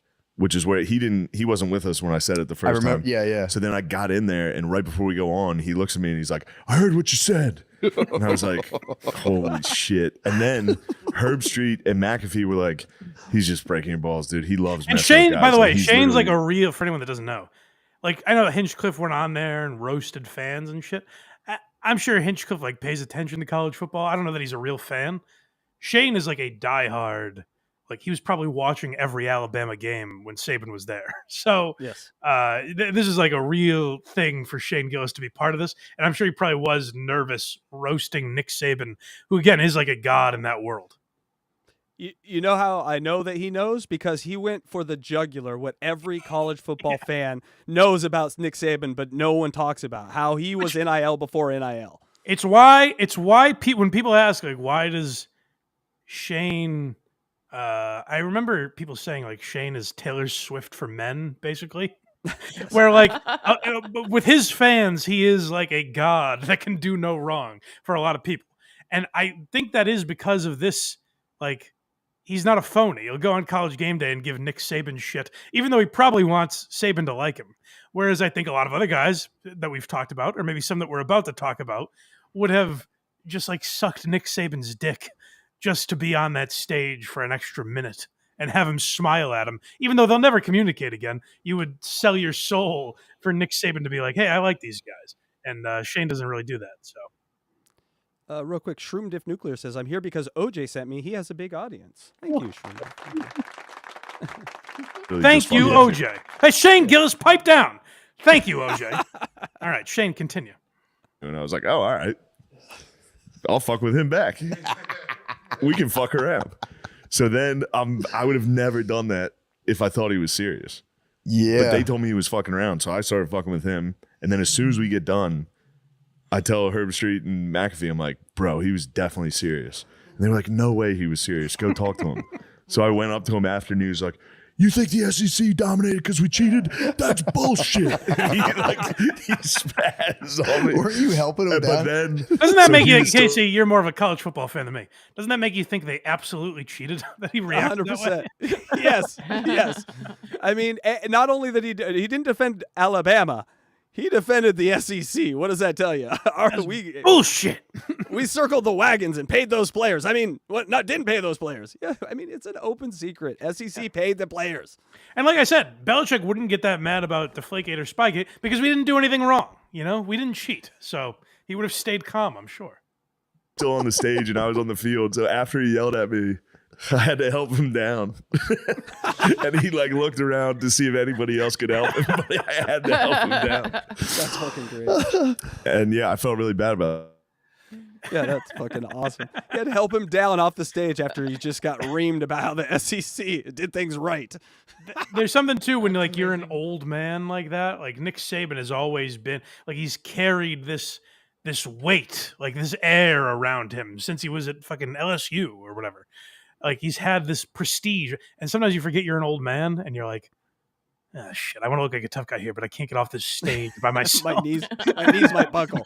Yeah, right. Listen, man, I just yelled at. Can you help me down from here? Very metaphorical from the SEC, where the SEC is now. Shane represents the Big Ten, and that's the SEC getting help down off a stage. So we talk about this constantly, where Shane is talking about that is a place of privilege that he's coming from and success. Shane has gotten big enough, he's made enough money, he plays big enough arenas that he's now interacting with people like that, like Nick Saban. Why don't we say Shane's a sellout? Because he made humor out of it. He came on with a funny story. So, as we shift gears here, let's talk about guys who maybe don't really know how to handle that all the time in Tom Segura and Bert Kreischer. If you guys wonder why can't we talk about Rolexes? And people are like, oh, they're jealous. We talk about Rolexes and people think, we're shoving it in their face. It's because you make no humor out of it. Shane tells a story about Nick Saban where we're all like, that's pretty fucking funny. He didn't just say, I was on College Game Day and you should have seen the spread on the private plane over. Oh, it was to die for. I mean, if you can ever fly private, it's really the only way to travel. It's like, well, that's not a story, but the Nick Saban thing is. So, Bert Kreischer, Ari Shaffir was on Two Bears, One Cave with Tom Segura and Bert Kreischer.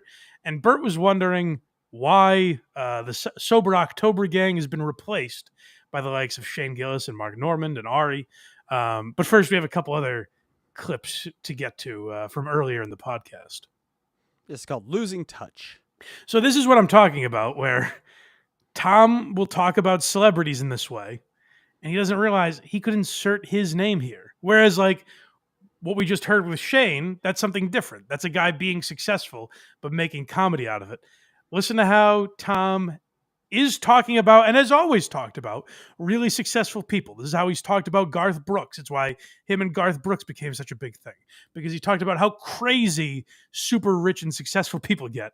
And it's very interesting that he doesn't see that his name could now be inserted with this group. Hang on. Okay, This is the one part where I think Brianna got confused with emotions and loving a person as opposed to what it's like hanging out with number 8 on the worldwide top touring artist list. When you hang out with number 8, you always fly private. Yeah. You always have meals prepared. You have people getting you anything you want. Life is different. That is a 1% motherfucker, and she got a taste of what it's like to be with the 1%ers, and she liked it. All you got to do is not stir the pot. And that's one thing she couldn't do. No. He broke up with her.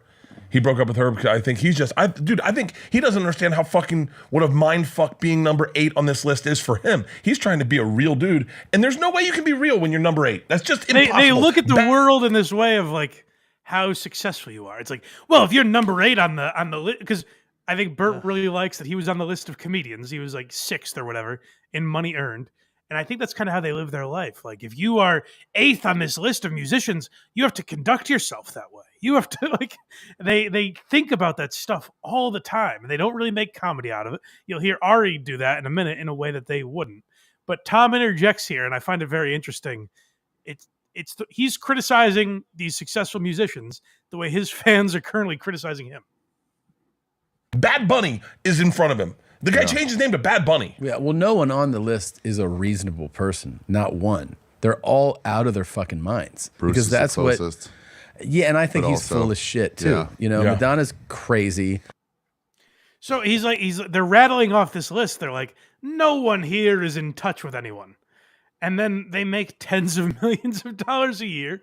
Tom makes videos about the timepieces he's buying and flying in a chef from France to make him a croissant and all this shit. By the way, people have asked me about that video. I wonder if he deleted it from his Instagram because I went back and I couldn't find it anywhere. So if anyone knows where that is, please send it to me. But he did say, like, I was in the mood for a croissant. So I flew in this 5-star chef and he made me croissants. There's no punchline or anything. It's just like, this is the life I lead. And he's like, by the way, Bruce Springsteen is fucking crazy. He's out of his mind. Yeah, if I were to go back to my younger self, if you're giving me a time machine, I'm able to just give one sentence to my younger self, it would be comparison is the death of joy. Don't compare yourself to anyone your whole life. Just do your thing. These guys are successful, and they're still looking at lists of the top of the mountain. Oh, yeah. Wouldn't it be cool to be The Rock or be, whoever?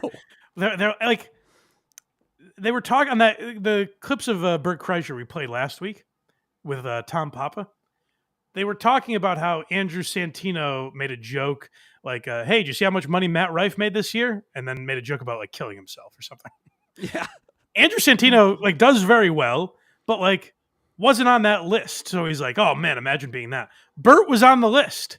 And he's like, oh, I'm just so jealous of Matt Rife that Matt made more than me. It's like, Bert, you made $35 million last year. You don't qualify to make the joke. It doesn't make any sense.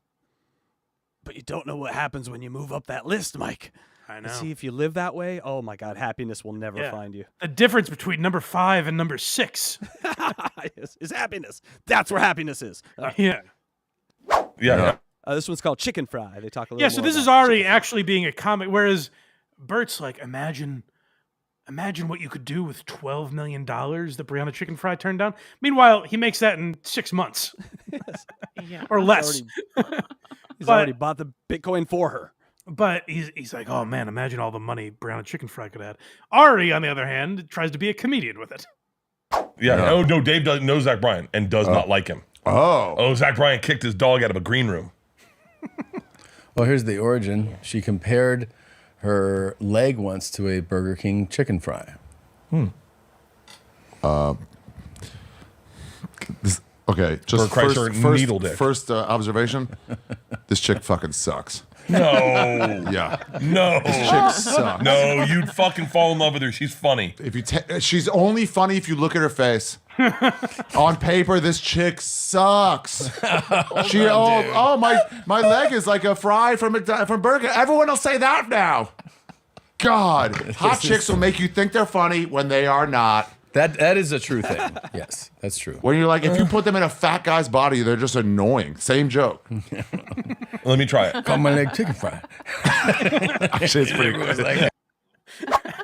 It's like, this is why I don't make fun of Bert and Tom as much as other people, because they will have Ari on and they're like, okay, that's fucking funny. You know what I mean? Like sometimes self-awareness is knocked into them a little bit, but you hear Bert there like, no, dude, she's a riot. She's really, it has nothing to do with the fact that she's hot. It's actually that she's the funniest person. She's way funnier than me. This one's called Sober October. Okay, so this is what we were talking about at the beginning here, where you can tell it actually hurts Bert's feelings that Sober October, those were the guys that were, those were Rogan's guys for a while. And now you see Protect Our Parks getting in there, 13, 14 times now they've been on, I think. And the one constant there, other than Joe Rogan, is Ari Shaffir. So Bert confronts him on this issue. No, is this why we don't do Sober October anymore? Maybe. Because I'm not good at accents? No, I love Yeah, you. that's what, yeah. Ari, as a member of both Sober October and Protect Your Parks. Oh, yeah, you're the only one. Protect our parks, You're the only one. Please have some respect. You're the only Put respect one. on their name. What's that? Put respect on their name. We've never watched an episode. We refuse to. Okay. We just think it's kind of ridiculous that we got replaced. Yeah. Just replaced. Straight like up two new replaced. white guys. At least make it diverse. Bring in an Asian or a black guy. No. Wait, you didn't pick it. I did pick it. I'm the one who fucking. No, he brought pitched them it. there. I said, hey, we're going to Skankfest. We're Wait, going a day hold on. early. Who wants You us? replaced us? Yeah. Why? Because you were showing me some disrespect off the free drugs I gave you. No, thank you. And then so forth. Mm-hmm. Wait. Did we And get, then hang I on. said, Did okay, we get, I'll move on. We got replaced because you drugged me and I didn't enjoy it? You did enjoy it. But no, You hold didn't on. act like you Hold enjoyed on. it. Hold on. I thought Joe replaced us. I said to Joe and Tom, hey, And Tom. Yeah, I'm going to be in Austin. I sent them both texts with Norman and It is Shane. weird. Like, Tom and Bert are both extremely successful, and they're like, I'm not on Rogan enough anymore. It's like, you've kind of graduated beyond that. Why do you need to be? But there's a weird, like, father figure thing, and they'll get to it, that Bert holds Rogan in where, like, Tom doesn't give a fuck about this, but Bert's like, how come I'm on Rogan less than I used to be? Why? Is that because of you, Ari? Why did you do this to me? Where, like, you can tell they're fucking around, but it seems like it actually hurts Bert. And I said, we got to go to Houston. We can stop for a day before. You want like a four? And Joe's like, yeah. Just so you know. Yeah. I don't care. Right. Yeah. Just so you know, I'm the only one that cares. Yeah. Tom's like, I'm running an empire. I don't. Guys, I have a career also, but like, Yeah. but also I do go. It would be fun to get that Joe. To get that laid back. The Protect Your Parks Joe is not Sober October Protect Joe. Our Parks. No, it's pretty close. It's pretty close. We just get tuned up and fucking. Yeah, Joe all you Rogan do is- still ruins jokes on Protect Our Parks. Like, what are you talking about? He's the same guy. I like that Bert's like he's being a phony with us. But we get the real guy. None of us challenge him to fucking workouts. None of us on Protect Our Parks go, let's do a push-up. Wait, hold on. contest. I think I'm getting I'm understanding. Am I the problem? You're the factor. I wouldn't say problem. You're a fact. You're a key factor for sure. Because also, yeah. part of it is that when you come in, he's going like, how's this guy alive? You know, you're the self-help guy. Yeah, he's self-help guy. No, you're not self-help. He's like, let's help this guy, not self-help. Now, what's the opposite of This is self-help? backfiring totally. Yeah. So it becomes that. That's when it becomes annoying for you when you're like, all right, leave me alone. Yeah, because sometimes you come in, right, and he's just like, what's going on? You all right? Yeah. I've taken that role on Protect Our Parks where they're like, let's advise Ari. I'm like, I don't want advice. Oh, they start that to you? Yeah. And I'm like, Oh, what? see, so it just Why am I in shifts, this it role? pivots. Wait, who's Bert and who's Tom in Protect Your Parks? Protect Our Parks. It is, okay, it's all shifted. Yeah. So Shane's Bert. No. Bullshit. I'm not Mark. No. What a strange way to think of this. Like, this is like when you're a kid playing basketball. It's like, okay, you be LeBron. I'll be Carmelo. Bert's playing house. He's playing like house as a kid. Yeah. And he's like crazy success. And he's like, wait, which one am I? Can I be Joe? I really want to be Shane. It's like, you're yourselves. You're all successful men. You don't have to pretend to be, you don't have to cosplay as Shane Gillis. What is this? Someone smart said poor people are much funner to talk to. Like it was a rich guy's, like because rich parties suck. I'm kind of seeing that. Like this would just be a inane conversation, but go to a poor person's place. It's funny. They're funny. Yeah. It's also weird. Like if he was on Rogan, it was like, hey, why are we on less? What the fuck? Now you love Shane and Mark, so you can't have us on anymore. That would be more interesting than him being on his own podcast where he's like, man, I wish just Joe would invite us on more. Yes. We can't get on Joe's show. Why am I? They've been on individually. I don't know why he's acting like he's banned from the building. They're trying to make us feel bad for them, and they have Maseratis. Stop it. Not working. I don't feel bad for you guys. I'm you. You're me? I'm you. Shane's Joe. What? Joe's Tom. Shut the fuck up. Yeah. Joe's Tom. Norman's me. And I'm you. Wow. That's a huge shift. That's actually great. great. It's Shane's show. Oh, it's Shane runs it. Yeah. Really? It's Shane's show. Really? This is my impression of Joe Rogan when Shane's in the room. Shane is one of these Shane's. I mean, Shane. Rogan is one of these Shane Swifties I was talking about that he loves. And I think what happened was, I believe this. I've started to think this way. I haven't always thought this way about Rogan. I think Rogan is like insecure about his comedic ability. And he saw for years that he was getting shit on for being the reason Brendan Schaub had a comedy career. And even now he gets shit for Tony Hinchcliffe and Bert and Tom. And like people think Rogan is the only reason these guys have careers. Schaub, maybe I'll grant you. The other guys, like Kill Tony became massive. You can't say that's all because of Rogan. Same with Two Bears and the other stuff these guys do. So I don't really think that's fair. They had individually successful comedy careers. But when Rogan saw Shane, I think he was like, this is the one guy I will not be mocked for having on. And I think that's probably true of Norman and Ari, too, where he's like, okay, these are real comics where people won't say I'm having hacks on. Yeah. And I think Rogan gets excited for that because I think there is something to be said when people say, like, when there's a joke that Rogan doesn't get and he does the, like, semi-fake laugh where he's like, like you can't tell if he's really laughing or mocking the person. I think that's because Rogan doesn't always get jokes, and I think he's insecure about that. I've never really thought negatively of him for that. I'm like, his mind just works differently. He's thinking of things very questioning, like, well, what do you mean by that? Especially when he's in the mode of podcasting. But I think it is an insecurity that Joe has, and I think he saw Shane as a blanket for that. So it's very fun. Like, it is actually pretty insightful that Ari broke it down that way because I think there's something to be said for it. Next one's called Rogan. So this is interesting. And again, here's where I credit Bert and where I don't see him in the light that we see, the guy we're about to talk about next or Stuttering John or any of these people. There's an element of Bert's self-awareness where he will bring up these subjects. And he's like, maybe this is why I behave this way. So I credit him for that. It is just odd as a 50-year-old man to have these daddy issues about a peer of yours. Yeah, they're usually resolved by now. How much of your life is lived to get Joe Rogan to say, I'm finally proud of you? The look on his face, Mike, is hilarious. Wow. It's a higher percentage than he wants to say. Cut him deep. I'm going to get so fucking real. Oh, boy. Tears are here. No. I don't cry anymore. Oh, I definitely wouldn't cry when I did. There is a part of me that I'm uncomfortable with how much that accurate that statement is. I look up to him so much, like as a big brother, because I never had a big brother. And like his advice he gave me in stand-up when I was at my lowest was so pivotal in getting me to where I am today that like when I catch good clips that he says like nice things about me, it makes me happier than it should make me. Yeah.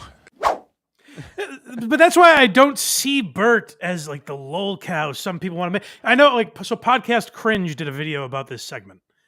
And Podcast Cringe does a great job, obviously.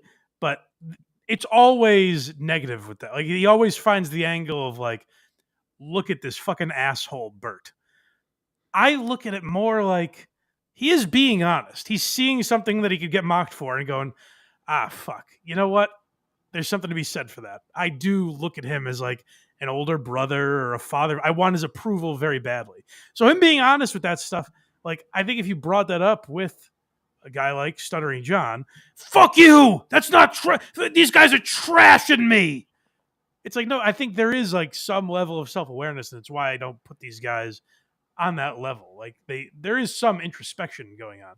But I did think it was funny, some of the stuff that Ari brought up, and I thought he did a good job on that show. And like when a guy like Ari is on with them, it feels like the way they used to be. Like when I was listening to Two Bears, One Cave to pull clips for this, and I was like, oh, see, there is a reason I liked these guys. I was a fan of these guys. Like sometimes I'll see comments when I talk about Bert, and they're like, Mike doesn't despise Bert. I thought I could trust him.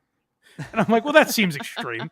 And then when I listen to this, like when I listen to them with Ari, I'm like, oh yeah, see, I'm not crazy. There was a reason that I liked these guys. So Yeah, it was good I'm to a see. fan. That, I'm still a fan. well, there you go. They get Electra's stamp of approval. Mm-hmm. Yep. Got a few super chats here, Mike, and then we'll get to the toe. Beautiful. All right. Go ahead, Electra. Cupcakes Corner with American Cupcake, $5. HACKRIDE, no worries. My Fighting Irish will avenge your ducks. Go Irish. Go Irish. Yeah, I appreciate that. Tell them to join a conference or get out of here with this no conference stuff. Notre Dame. You think they're too special. Nice. Dang Lizard, €5. I don't want to read this one.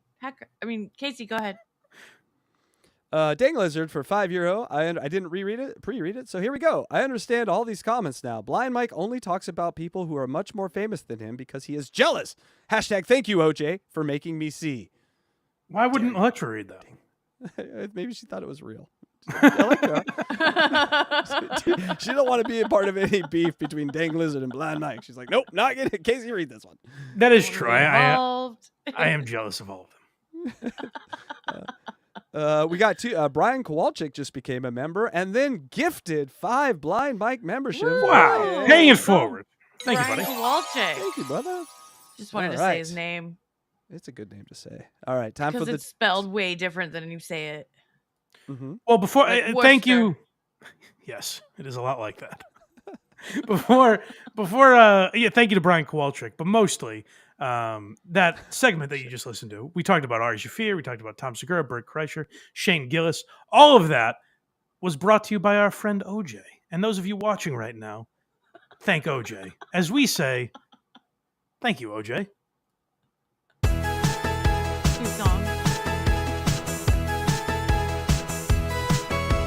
So happy in the pictures. This is so angry. Mike's dancing. Thank you, OJ. Thank you, OJ. Thank you, OJ. We'd be nothing without you. Mike, you were Truer words never said. Thank you, OJ. Mike, you're such a good dancer. Oh, thank you. Thank you. Well, that's thanks to OJ. He taught me everything I know. Of course, yes. Can we talk about Steel Toe now? We can and we will. Every time I tune into this guy, I think, well, eventually we'll stop talking about the goal and we'll find other aspects of Aaron to talk about.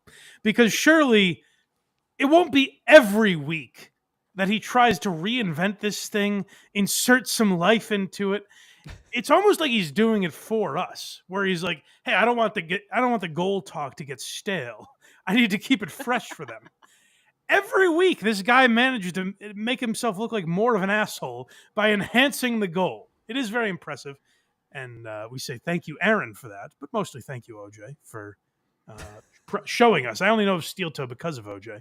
So let's start with some of the Steel Toe talk, shall we? We start with Twister.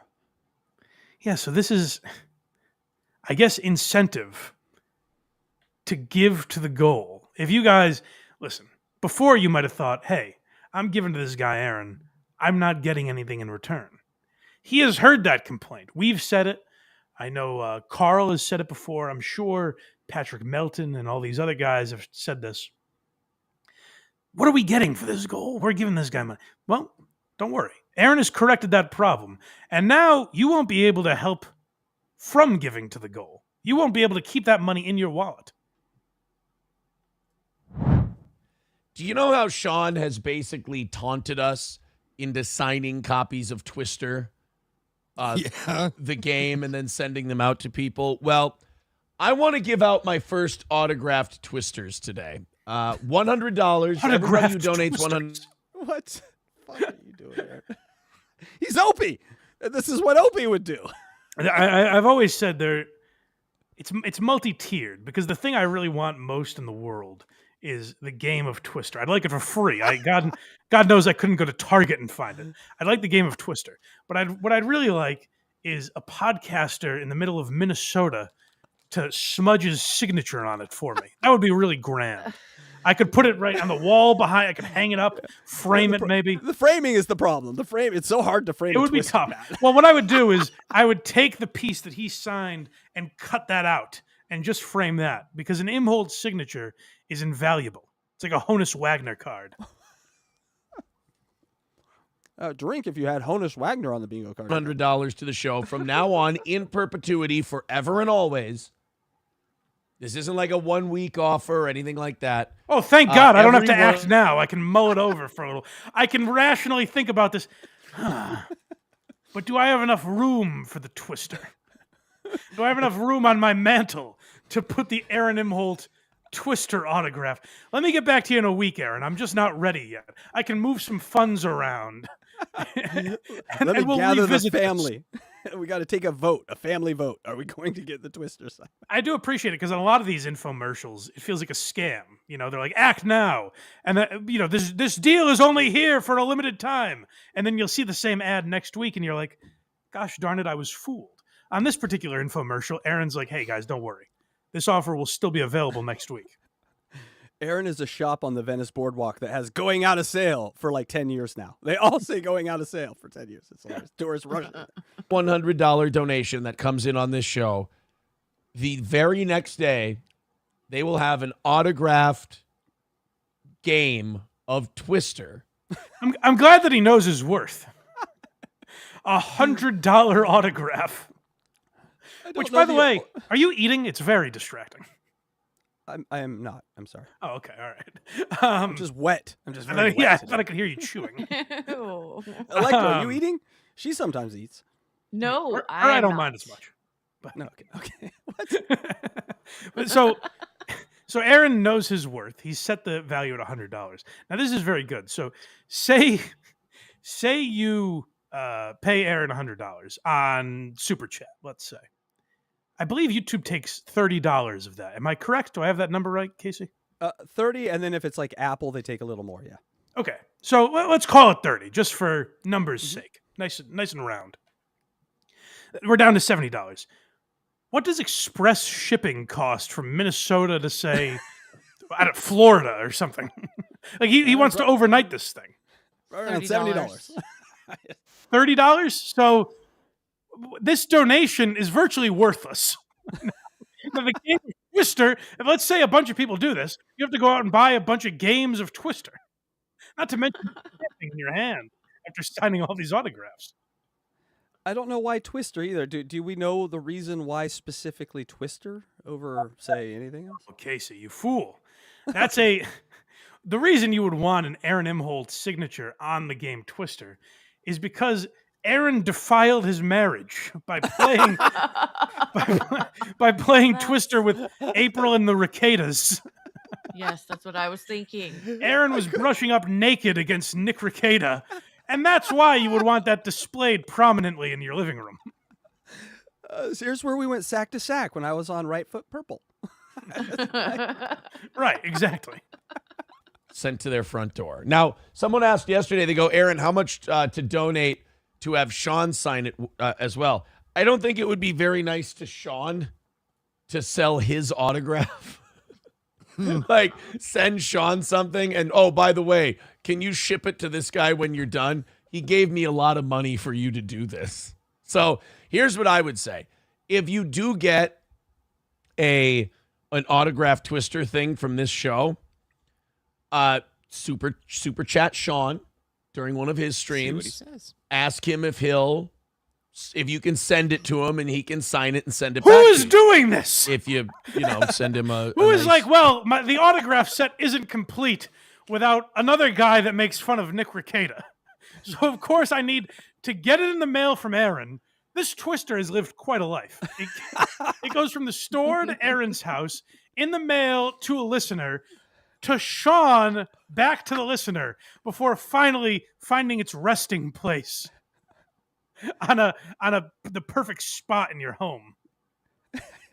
I wonder if the people are like, well, if he gives us a Stoney card too, maybe we can just visit. He doesn't even have to ship it to us. We can go pick it up. Now, the Stoney's card you'll never use, like your, like Michael Scott's first check.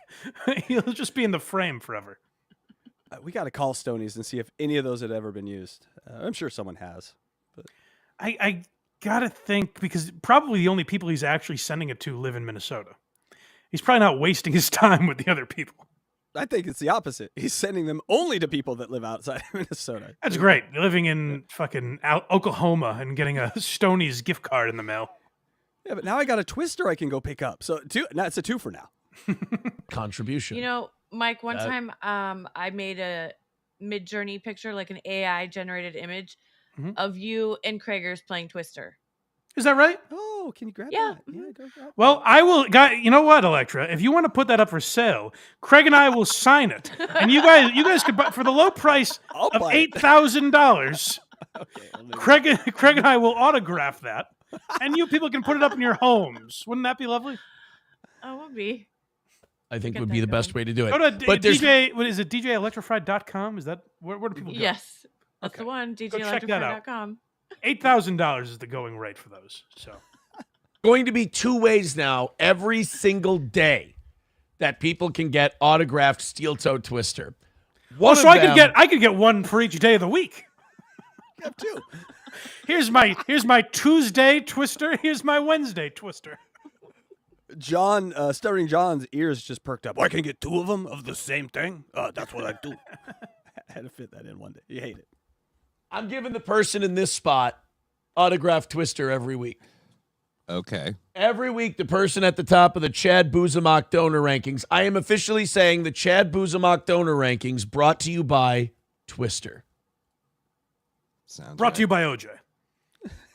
2, 3, and 4 every week are going to get $50 to Stoney's as a thank you. So, wow, that's quite a drop off. Autographed Also, it might be illegal. You're running a contest on your. I like the 2, 3, and 4. It's not tiered. If it's your second, third, or fourth place, you get the same amount of money.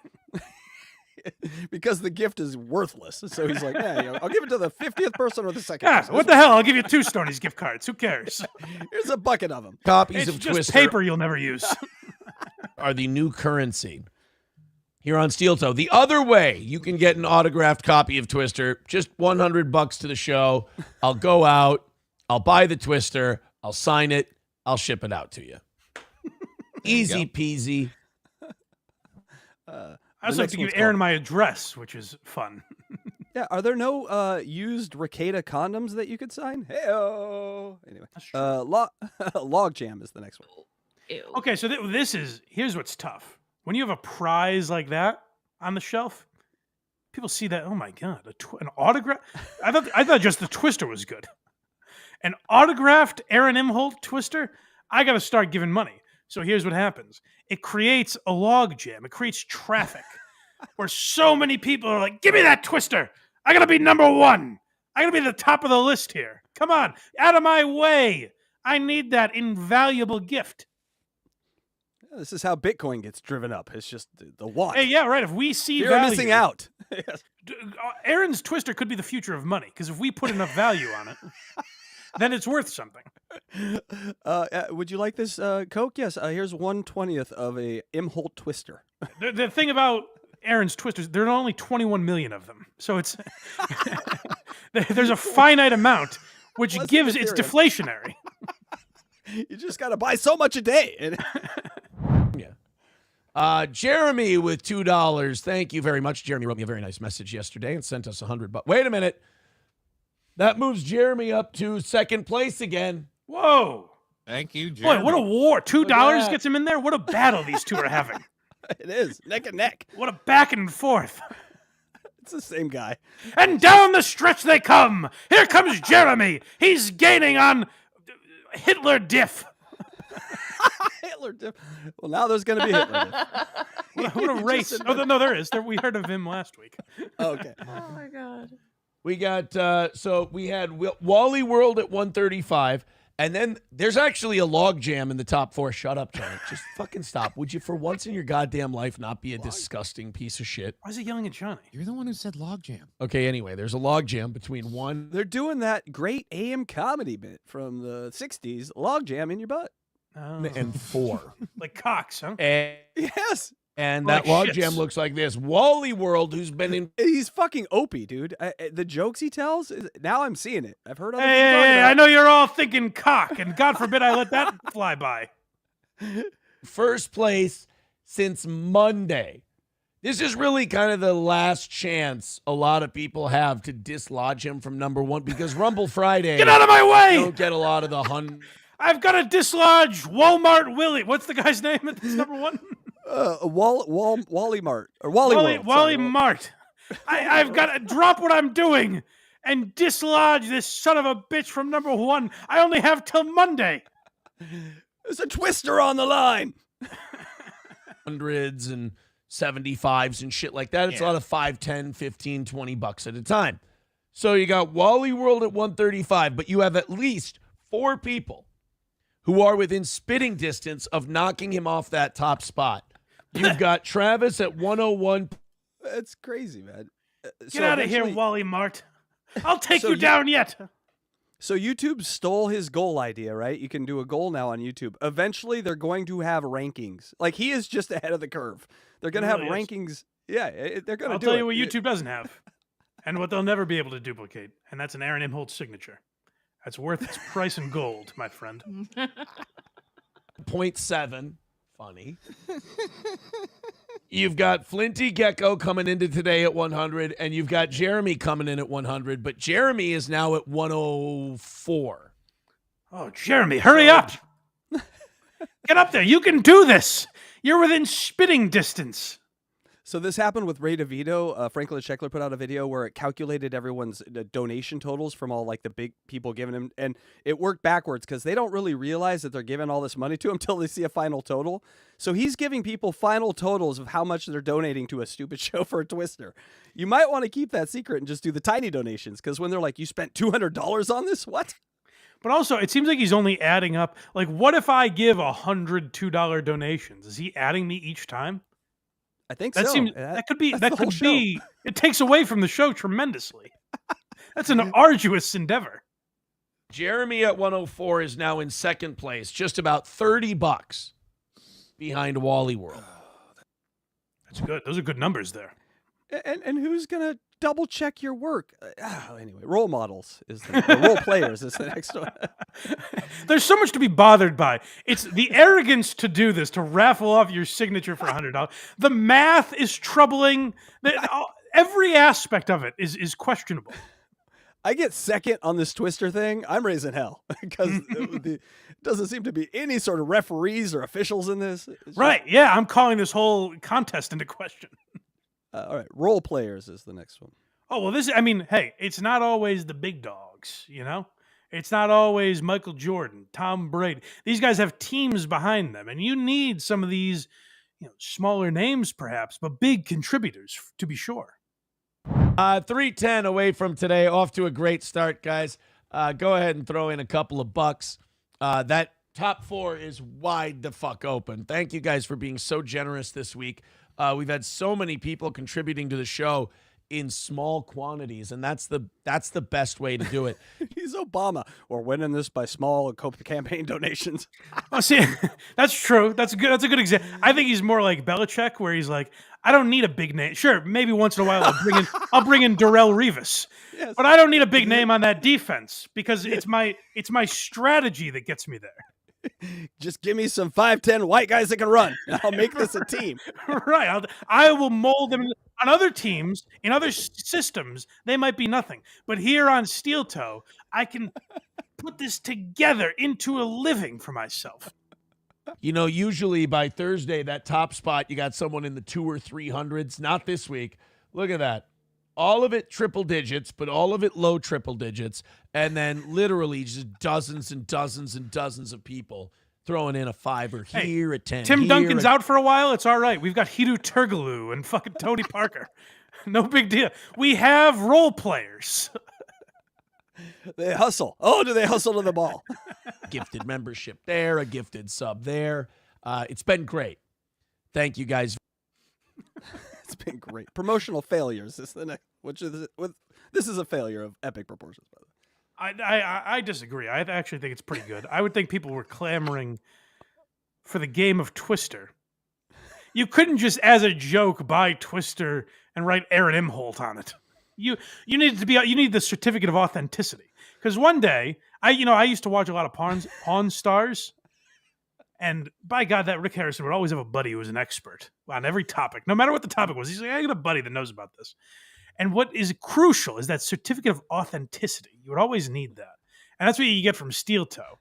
Any fucking asshole, and so many do, just buy a game of Twister and write Aaron Imholt on it. And, the amount of frauds I've seen do that, it's and then it's just going to sit here on my shelf. It's a whole thing, It's like the Billy Ripken baseball card. You could just make that with an eraser. Who cares? Who would even care? Yes. Yeah. This is a Cal Ripken here we've got. Go ahead and hit like, hit subscribe, spread the word. Steel Toe, we're doing it. 3:10 away from today's goal. Do us a favor in the next 10 minutes. I noticed this. Maybe some of you guys that watch a little more of Steel Toe can tell me. But I noticed this in the episode pulling clips. He's doing a lot of Kevin Brennan. He's going, we're doing it. Like that, the Kevin Brennan shit. Is he trying to get Kevin Brennan to like him? Or is he trying to start a feud with Kevin? It seemed like he was trying to get Kevin Brennan's attention. And I couldn't quite figure out why. I mean, I've got a pretty good guess. But yeah, that's where the money is. And so they all kind of, make their way on over to Daddy Papa Moneybags. I guess, yeah. Under $300. People were telling me you got to do this $100 signed Twister thing, Mm-hmm. And I thought, boy, no one told you. Aaron, please. Aaron, just hear me out. I know you think I'm crazy, but it's like people talking to Oppenheimer. Like, just hear me out. There could be damage done here. Aaron, you don't see, if you don't give away these Twisters, the results could be catastrophic. It's like Interstellar. For generations to come. He's behind a bookcase trying to sell us Twisters or the world will end. Aaron, if you'll please just listen to reason. I know you're an edgelord and you work rogue, but if you could just for once listen to someone in your life, you need to sell these Twisters. Did I start doing that? We're going to have a wave of people who want the Twister deal. Oh, no takers on the Twister deal thus far. It will be, if the Twister thing crashes and burns, it'll be the greatest promotional failure in Steel Toe history. Oh, come on. Don't say that, Aaron. Don't say that. It might not be successful, but it was such a great idea. How could that not work? You selling a generic board game that's sold in, not board game, whatever the fuck it is, a game that's sold in stores. You selling that for $100? How could that not be a good business model? Yeah, it was a game that created light porn for our parents. So it was an interesting game. What I do know what some stores do is they buy in bulk and sell the individual items for cheaper. So you might go to Costco and buy a bunch of sodas, let's say, and you sell each soda for more than it was worth at Costco, more than you bought it for. And then you're making yourself a little profit. Aaron says, I'm going to buy one at a time. I'm going to buy one Twister at a time, and I'm going to upsell it for $100. And I think that'll be worth it to people. Up there with the Randy Rothstein bobblehead, which may be our greatest. We all remember that. Marketing-wise of all. All right. Tough start is the next We all remember the Randy Rothstein bobblehead. And what a terrible disaster that was. That was like Katrina, the way people talk about the Randy Rothstein bobblehead promotion. That was Aaron's 9/11. Yes. By the way, I won't do it. The tough start. Okay, well, listen, it's a tough start. We're only a couple hours into the show. We've only been doing this for 2 hours. And that's tough because we're just off to a bad start here. Hopefully there's a rally coming up. 295 away from today's goal. Let's rally it up. We got our last goal of the week. We've made, do we count Michael and Chris who contributed $35 before the show? Don't you dare. I don't think you can count that. No, absolutely. Yeah, so- Aaron, I will lose I swear to God. If you count Michael and Chris, this whole thing will be up for questioning. It'll ruin the integrity. That's an automatic kind of thing. So like this audience, so we started at 3:15. In the first 2 hours of today's oh, this might be a record. In the first 2 hours of today's show, oh dude, this is a staying in bed number. We've made $20. Imagine again, I know I said it, I repeat myself here. I appreciate those of you that have super chatted. I have no idea what the total is. No, if you're doing a show, you never should, because you shouldn't be writing down what everyone gives you while you're trying to focus on a show. But those of you that have donated and gifted memberships, I very much appreciate it. If you didn't do that, I would still get out of bed in the morning. And you know what? That's not an insult to you guys. It's actually a compliment. It's saying you're free to do what you want, and I'm not going to kill myself over it. Aaron's like, maybe I shouldn't have gotten out of bed today because you guys didn't give me enough money. That's a tremendous burden to put on your audience. Get a hobby, brother. You need something else to wake up for. God damn. I thought the Newsom and Crowder stuff was fucking clippable, and that's been our whole show. If you appreciate what you're doing or what we're doing, if you like what we're doing, let's pass the fucking hat around like the buskers that we are, and let's try to make a couple of bucks. $20 in over 2 hours. We're not even making minimum wage today. Well, it's because you're not a salaried employee, Aaron. These aren't your boss. He's like, you guys aren't paying me minimum wage. I could go to the Better Business Bureau about this. These are unfit work conditions you've put me in. They're not your bosses, Aaron. You can't look at it as minimum wage. No. You're at your home. You literally rolled out of bed, turned it up. Didn't want to roll out of bed, but you did, and you turned on and went go. That's a discount for that. The minimum is, I knew this when I started a podcast. Maybe Aaron didn't. The minimum is $0. You could make $0 doing this. We do it all the time. That is the minimum. There is no obligation these people have to meet government wages while they watch you talk about Donald Trump and The View and whatever else you talk about. Bro, today's a bloodbath. Streamlabs, PayPal, Super Chats, Rumble Rants, Venmo. If you could, we sure would appreciate it. We suck. That's the spirit. That's what people want to pay for. Yeah, let me get my $5. Oh, wait, never mind. Let me put that back. Some local news stories. This one in the market of Pataskala, Ohio. Let's get away from the heavy news for a little while. Hey, you know who else also lives in Ohio? OJ. Oh, thank you, OJ. Yes. Thank you for supporting the people of Ohio and keeping them afloat. Thank you for JD Vance. Let's have a little fun with some goofy shit and see if you guys will fill up our hats. It's cold outside. I got to give this to Aaron. He is very cute. It does make me want to give him money. He is adorable. Mm-hmm. And that makes me reach for my wallet once in a while. So I will give him that. I think those Santas at Christmas time standing out of malls need to learn from this. They just get up and get kind of bashful and cutesy to you, with their bag. I'm cold. Don't you guys want to give me money, please? Yes. $2.95 away from not being giant steaming piles of failure. If you could. By the way, I got a big compliment from a listener yesterday. They said, the funny ways you were begging for money yesterday don't feel like begging. Oh, that's what that was. Just feel like, I'm so silly. I'm kind of like OJ. I didn't get the joke. That was hilarious, and I didn't realize it. That actually wasn't begging because it was overtaken by how hysterical it is when he was like, please give me money. That was actually not begging. And I didn't get the joke. The rest of you were probably so busy laughing that you're like, what's Mike bitching about? Who even knows? We're here in stitches, thanks to Aaron Imhold. I didn't realize that wasn't begging. That was just comedy. Like part of the show. I'm like, you know what? I'm going to keep that in mind. And that's how we beg from now on. Okay.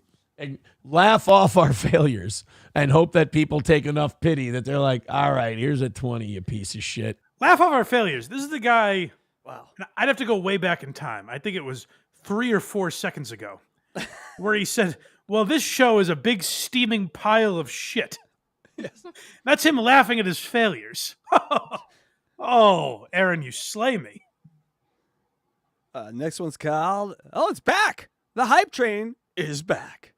Yeah, so for those of you like me that haven't followed Aaron for very long, he used to do a thing called the hype train, where it was the goal, but I guess it masqueraded as content because he would play music and he'd go, uh-oh, he'd dance a little bit. He's like, oh, we're on the hype train now, baby. You guys want to donate? And people would hear music and be like, oh, this isn't douchey at all. Here's $20. So that's coming. Here's what's great about Aaron. I do love the guy in a way. What's terrific about Aaron is he's like, hey, guys, that thing, if you guys want to make fun of me a little more, I'll bring the hype train back. I know people thought it was douchey. I'll bring the hype train back, but it's going to cost you. And another element in this, the hype train was stolen for a while by Chad Zuma. That's why Aaron stopped doing it, because Chad was doing it. So he was so embarrassed by it that he stopped doing it. But now he's like, hey, if you got a few bucks, Daddy will do the hype train again. Zumok's had pretty good numbers lately, and Aaron's like, what can I steal? Oh, that was mine. I can steal it back. Yeah. Hey, boys and girls, we are now just 160 away from today's goal. We got 20 minutes left. Let's go. And 1, 2, 3 $5 contributions. I'm saying in the next 5 minutes, if there's 4 more $5 or over from 4 different people, we're starting a hype train. Here it's a goddamn Hurry up, gang. Give your money. We need this. Imagine if Aaron ends the show and he's begging and whining about the goal. But imagine if there's music behind him now. Oh, my God. That's worth 10 twisters. Oh, yeah, and everybody wants to get on that train and donate. Certainly do. Tow train. You didn't tell me you had a train whistle. Now I'm on. God damn it. Aaron, have some fucking self-respect. My dog again. That just sounds horrible. Let's hold go on. ahead. Johnny, for the first time in his life, hit the nail on the head. It does all sound very horrible. Oh. Killed my dog again. That just sounds horrible. Let's go ahead and throw in a couple of bucks. Streamlabs, PayPal, Super Chats, Venmo, Rumble Rants. All of the links are pinned to the top of the chat if you want to click on them, or Steel Toe Media Inc. on. Well, that's something to look forward to. Not only could we get Twister if we donate enough money, but also there's a chance that the song "Come On, Ride the Train," that's playing behind Aaron. Can you imagine? I can't just listen to that on my own. Everything Aaron does, by the way, you could do Aaron's not thought of an idea to have an exclusive money-making opportunity. He's like, well, if you guys give me a bunch of money, I'll mail you Twister. If you guys give me a bunch of money, I'll play sound drops that you can search on YouTube. If you give me a bunch of money, I'll play music in the background of me talking. These are not exclusive content ideas that people need to give you money for. They could just do it themselves. Oh, exactly.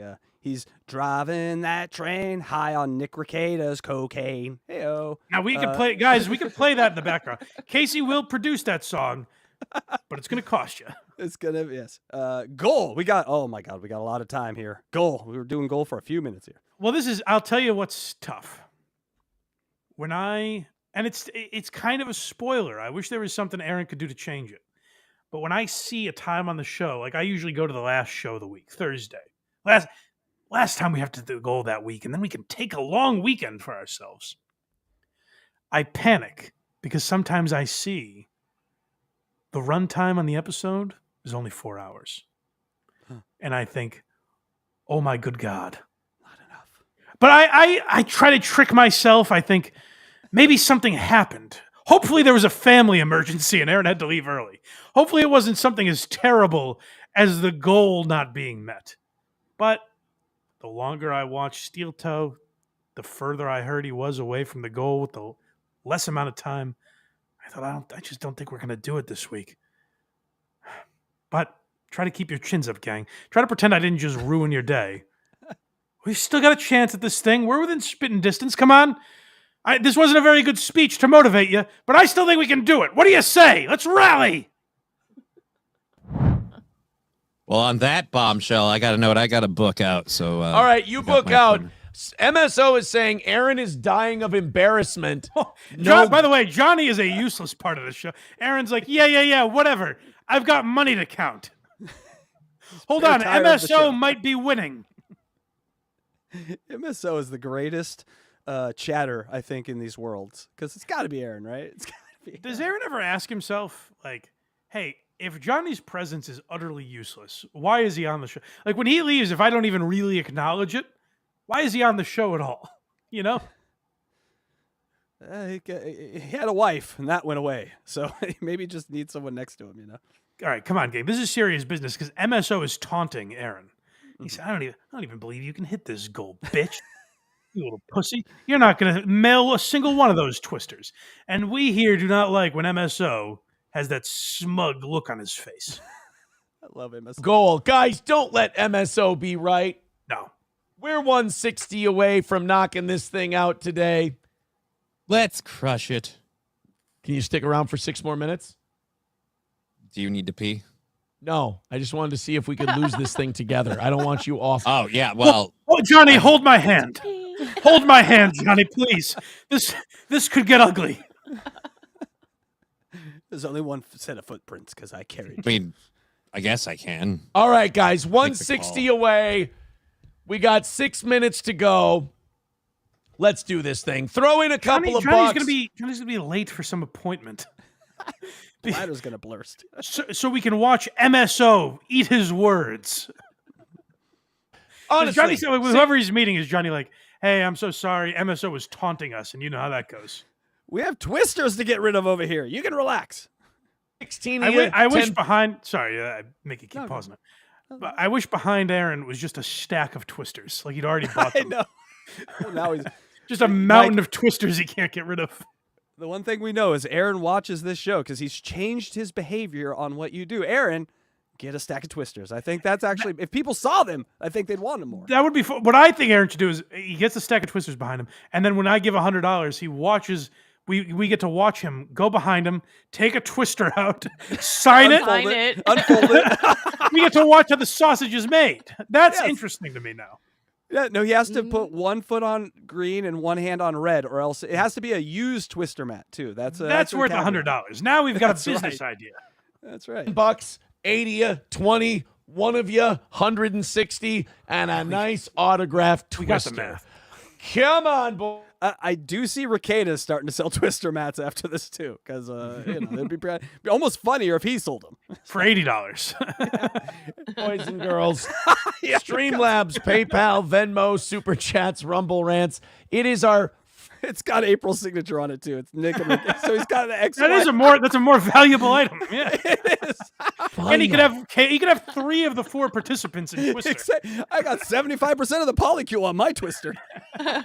He could have the kids sign it, like, "Hey, we were there."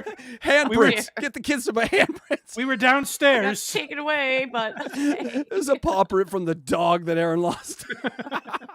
Goal of the week. We don't want to go out like this. You don't want to go out 160 away. Benjamin becoming a member for 3 months. It is true. I do feel a little better. Like sometimes he doesn't hit the goal on Thursday, and I'm like, but at least we were only like $65 away. You know, something manageable that I can live with. You know, I can show my face out in public. Like I went to, the other day I saw Ari Shaffir. We were just talking about Ari Shaffir. I saw him at the Comedy Connection. I wouldn't have been able to do that if we were $160 away. You know. Like, I don't leave the house when that happens. Yes. So, hopefully we could rally a little bit to a much less embarrassing number. It says, check out Trump and Obama at Carter's funeral. We'll check it out for overtime. I don't have time for that now. I mean, don't you see? I'm humiliating myself. If we can get there. Andrew Sun says, wow, great energy there, Johnny, you jerk. Kind of open. There's no good time to do that, but I have plans and appointments I have to keep. All right, guys. You pretty showed them, pleased Johnny. Nice job. with You proved cherries them on wrong. top, whether Got nowhere to be. it's Venmo, PayPal, Streamlabs, Super Chats, Rumble Rants. $160 away. Let's get a. We've been winning pretty big these last few days. I mean, last night was a nice and easy one. The morning shows yesterday when we started that rally, it closed things out pretty quick, but today's a rough one. 5.5 minutes, nothing coming in yet. Let's go at 5:10, but whatever you got. We are proverbial on Skid Row, offering favors just to keep it on the air today. 30 minutes of overtime, $160 to go. Any minute now. Throw it in there. Jump on in. And Go who's ahead. coming with me? Yeah. This is Jerry Maguire. Shazam. 5 minutes and 10 seconds left to go. Well, we started way Streamlabs. before the 5-minute warning. I forgot that. Yeah. Labs is fun. Johnny, you like Streamlabs? You like Streamlabs, Johnny? I love Streamlabs. Yeah, me too. You like What is it, PayPal? Carson? PayPal's. Hey, Johnny, I noticed a lot of people are using Streamlabs lately. Do you have a story about that? Well, I It's guess Byron Allen, this fucking guy. a great service, isn't it? PayPal, Venmo, Streamlabs. Oh God, Byron Allen. Can you cover him? I've always had a thing about Byron Allen. He just ruins comedy. He's the worst Comics thing that ever Unleashed. worst thing that ever happened to comedy. Labs, Yeah. Cash App. I love them all. And he sues a whole bunch of radio and TV networks because it says there's not enough black people. Then he Hey, we've he got a gets goal the- to get to, asshole. I'm sorry. Do you understand? Johnny might have thoughts on Streamlabs you're interrupting. I'm sorry. Yeah. I like Super Chat. Aren't Super Chats fun? You can put them on the screen there and read them. So much fun. Super Right? Chats. Oh, Super Chats are a good Oh, time. there's so much fucking Rumble We have a Rants. you can put Streamlab those- we can put on the screen right now. We don't do Streamlabs. A Super Chat, I mean. Whoops. Oh, He's yes. poisoned my mind. Put a Super Yes, Chat we on the do. screen right now. Pick one. Anyone. I don't care. All right, here. €2 from Dang Lizard. Right. Yes. It's like I'm on a roller coaster. Aaron could boost sales if OJ signed the Twister. Yes. he could. Oh, that was so fun. Thank you, OJ. Look at the fun we're having. Thank you, Dang Lizard. That was a lot of fun that you added to the show. Those on the screen too. Those are great. Yeah. Who doesn't love Those putting are all that stuff on the screen? Losing by $160, really, that's gay. Nice. So It And is you not showed awesome. those. You showed those queers, Aaron. No, the Twister's gay. Losing by 160 is the result. yeah, don't be gay. Throw money at the toe. 160. That'd be good. The hell is he doing? I would love it. He's talking with his teeth closed. I'm losing my mind. Yes. It's like, It only takes $160 to break a man. I'm on the brink of fucking insanity, you see? It would be nice. You see the big smile on my face? I would be so happy. Happy. Dave with $5. That's you. They're talking about you right there. You see, I'm smiling through it. I'm being happy through this. That's aimed at Blind Mike because you mock them for pretending to be happy? Yes. You might be So right. he's doing. Look, I'm fake happy through all this. 100%. That's what that But was. look at this. So the debt that they are in right now is $160. And Dave is a savior. Listen to this. It's like Dave gave them $1,000. He's like a hero just swooped in to try and dig them out of this hole they're in. You see the big smile on my face? I would be so happy. Happy. Dave with $5. At least he's starting it off. Yes, Thank you, Dave. Yes, Dave. Oh, tremendous job, Dave. When you're down $160, I assume the people giving him $5 are fucking with him, right? Yes. It's like, hey, here's so we have to watch you write. All right, $155. And adjust your list behind you. All right. The top 4 is now changed by $5. Yes. The smaller the increment, the better. There's Dave with $5. Hey, guys, 155 away from today. 155. That's really doable. We had such a good show today. You don't want to see it end. 4 minutes to go. That's what you do with like your kid when you're like, all right, you're in timeout for 1 hour. And then they start whining. And you're like, oh, hey, it's only 45 minutes left. That's nothing but just stay in your room. Yeah, next Aaron is going to be counting down to 5, or he's going to be mad at us if we don't gift. I'm going to count down to 5 if you don't gift. Who does he think is in his audience that works on? Where you're like, oh shit, $160 was unmanageable. We couldn't wrap our fucking heads around it. But 155, that's nothing. That's literally nothing. I got some bad news for you, Mike. He meets his goal a lot of the time. So these people, wherever they are, they're out here. Not on my channel. Where are you at? But they're here. 4 minutes left to knock out about 150. You know, if you get inside of 50, we do the 30 minutes and we just see if we can knock it out towards the end. We get. I've heard rumors about that by 30 minutes. MSO says if I donate, can I get a Spiral Ham coupon? I can't give you a coupon for something I don't have. Tell him yes. We're dying today. We suck. Fine, today. I got Spiral Ham coupons out the ass. What the hell is going on? Johnny is a puppet. That is what's going on. MSO is the puppet master. He's like, hey, can I get a spiral? And they themselves are spiraling. They're like, whatever it takes, please, MSO, save us. Yes. Can we get a 5150 ham? Yes. Hey guys, half off a ham bone. 3.5 minutes. Streamlabs, PayPal, Venmo. Super This is actually chats. the first time I think time has been normal. Where time has actually taken the amount of time it takes. Yes, it's not warped right now, and he's doing some very flicky wrist stuff right now too. I just got to call that out. Well, that's how you know a confident man. Yeah, he's very confident. Rants. It's all good. It's all fun. Throw us a couple bucks and let's get a win today. What do you say? Can lay by the bay and make things out. Okay, look, this is fucked up. If it weren't for Flinty Gecko, today would have probably just been a stay in bed day. I've always the amount. If I had a nickel, for every time I heard that, I'd meet the goal every day. The amount of times I say, if it weren't for Flinty Gecko, I wouldn't have left my bed today. Do you see the problem with the position you've put yourself in, Aaron? That Flinty Gecko can make or break your livelihood. That's troubling. That should be troubling for a man. You have sold your soul to YouTube. If it weren't for by the way, how about all these other people that Rumble give him money throughout the week? All these other like $100 donors throughout the week. He's like, if it wasn't for Flinty Gecko, I'd put a revolver in my mouth. But it is a crazy thing how like you get a big donation and like you don't just sit there for an hour talking about it. Like you move on, you know. But I like to talk about big donations. Let's not end that way. It doesn't have to be like that. 3 minutes left. 3 minutes. Dump in bucket load. You got a bucket of money laying around somewhere? Take it, dump it. PayPal, Venmo, Streamlabs. what an insane request. Hey, do you have a bucket of money somewhere? Of course, that's how we all keep our money in 2025. Why wouldn't it be? Please dump it into my pockets. Would you mind? Would you mind dumping a bucket of money my way for nothing in return except maybe a game of Twister?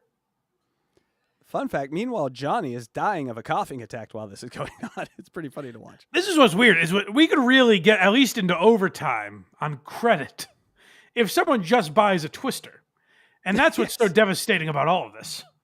One Twister. In bucket load. You got a bucket of money laying around somewhere? Take it, dump it. PayPal, Venmo, Streamlabs, Super Chats, something. Look at that. Doom, who's a paid Patrick Melton guy, says massive L MSO wins today. Don't let him do that. You don't want Doom is evil. Don't you understand? We can't let him win. Doom supports MSO. Oh, no. It's like an axis of evil starting. Shout out to Doomspaya on YouTube, by the way. We love Doomspaya. To be able to say Can I that. say real quick, not to detract, but like Doom, we once didn't give credit on, and I messaged with Doom and he was like, hey, it's all right. You're doing a show. You know, I totally get it if people forget to mention me, that I cut clips and all that. Just a normal human being. That's how you respond. Human to human. You don't have a fucking meltdown that someone didn't give you credit when you really wanted it. So shout out to my guy, Doomspaya. Mm-hmm. And quick shout out to OJ. Oh, of course. Thank you, OJ. Yeah, that wasn't related to him in any way, but I just do want to say thank you, time. OJ. You're right. You're right. It was time. Where's the last minute save? Who's coming in with a 40 or a 50 or a 60? Now I'm going to have a bunch of black people coming in because I said we're dropping 40s. God damn it. And it's that Papa kind Shop of says- humor. It's that kind of racially charged humor out of nowhere that really gets us coming back and wanting to give more money. Oh, Aaron, I didn't know you had good stuff like that. I wasn't going to pull out the credit card, but with that joke, I'm all the way in. Give me one of them twisters. Hey, I There's said another 40. He didn't even say it was like a minute after he said 40. He went on to 50 and 60, but it was too good to pass up. So Yeah, I got to go back. Hold on. Let me go. Let me reverse. Boop, boop. Win for the MSO. No. 2 minutes left. it's amazing, and the MSO is still running around. That the authorities haven't gotten involved with this menace. I'm amazed the cops haven't stepped in and gotten this maniac off the streets with all the tormenting he's doing. If MSO is real, he has the funnest of anyone in Aaron's chat ever. Guaranteed. 100%. Well, not when Aaron wins. Then it ruins his day. Yeah, but there's always tomorrow. There's always tonight. There's That's fair, so that's many games in the season. He's playing That's baseball. true. There's like That's 600 true. games this season. That's a good point. Yeah. I'm not giving up. My audience loves me, and they're going to pick us up, and they're going to make this thing happen. Oh, Aaron. They're not going to let me fail this badly. Guys, this is fucking troubling. I really thought somehow like this was all just going to be fine and come together, and it was going to be okay. A minute 45. It's like when Frank Underwood talks to the audience on House of Cards, you know? Yes. He really steps outside himself for a moment there. Fuck, I'm so sorry. 5 left to go. I'll suck your dick. All right, and I'm going. That would be fucking weird if all of a sudden I hit refresh. It was like, Oh man, that'd be so bad, right, Aaron? You'd hate that. That'd be terrible.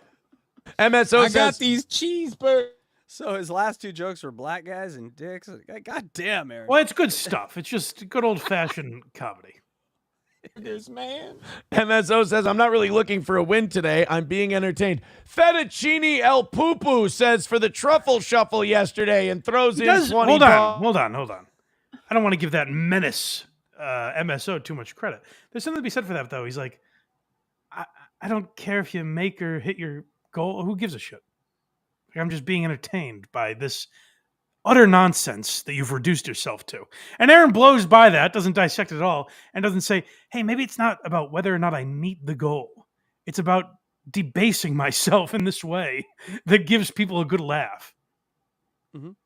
It's entertaining for sure. Bucks, 140 away from today. Guys, $100 puts us back in business. Yes!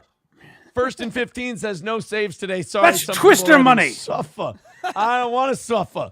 1 minute left to go. 1 minute. Streamlabs. Notice Aaron didn't get PayPal, that guy's Ven- address to mail him Twister. No. And we have one twister remaining because I forgot to get that guy's address. That's how we work here. Oh, yeah, that's right. He's like, oh, yeah, it seems like that guy probably didn't want a Twister, so we've still got Twister left if you want to give another $100. Yes. Mo, or a hordy. $140 left to go today. I don't want to lose. I want to live. Oh, by the way, thanks for the 20. We want the gold, sucker. Hulk Hogan, we coming for you, nigga. Poe writes, Johnny. That was not me, Mike. Just so everyone knows, that was. No, I Aaron's. understand. That's Okay. that's the price of winning. When you give $20, that clip plays. So there's nothing I can do about it. That's just the price of success that you heard. When you pay $20, that's what you get in return. You couldn't find that clip on any social media platform for free. No. You need to go to Aaron and gift him $20 for the privilege. Aren't you happy you stayed for this? Oh, he's gone. Come on, guys. 30 seconds left to go. 140 away. I really thought that today was an easy one. I really thought today was going to be an easy one. There's fucking the nothing. mistakes we made. We could kick ourselves all day, Aaron. We all thought. I remember waking up on Thursday and I thought we're gonna breeze through the goal today. Hit the goal. We're gonna smash it. And really, there was egg on all our faces at the end of the day. Aaron's like that kid that's going to get beat up by bullies, but then just starts beating himself up in front of the bullies. Hey, look what I'm doing, guys. I'm doing it for you. Hey, aren't I great? What's that movie, Fear? When the girl starts just hitting herself? Yes, that's Aaron. I will flay in front of you. Do you like me now? Is that worth money? Had 2 people contribute in this final rally. If it weren't for Flinty Gecko, today was a goddamn nuclear disaster for the toe. Well, we should have, maybe in addition to Twister, we should have some Flinty Gecko trading cards we could buy, since he's such a hero. Marriage going down the tubes, not a disaster. Everyone mocking me online, not a disaster. Missing this goal, nuclear disaster. That's a good point. Those are all wins, actually. Like losing his wife and all the embarrassment he suffered, the legal troubles. Those are actually all wins for the toe. Yet the goal is a disaster. That's the phrasing he uses. This is a disaster. Thermonuclear disaster. Thank you guys so much. You've been fantastic. Remember, I can't leave until all the super chats and the Venmos and the PayPals. We've talked a lot about this recently, but this is where he starts like, okay, I'm out of here on the count of 3. 1, 1.5, 1 3/4. Let me refresh Venmo quickly. 1 7/8. It seems like there's nothing there. Like he leisurely takes his time getting out of here when he's the one who set the boundaries. He's the one who set this time, and whenever the fuck you feel like, Aaron. Who cares? Yeah, these bosses they're terrible bosses. Who's your boss? Me.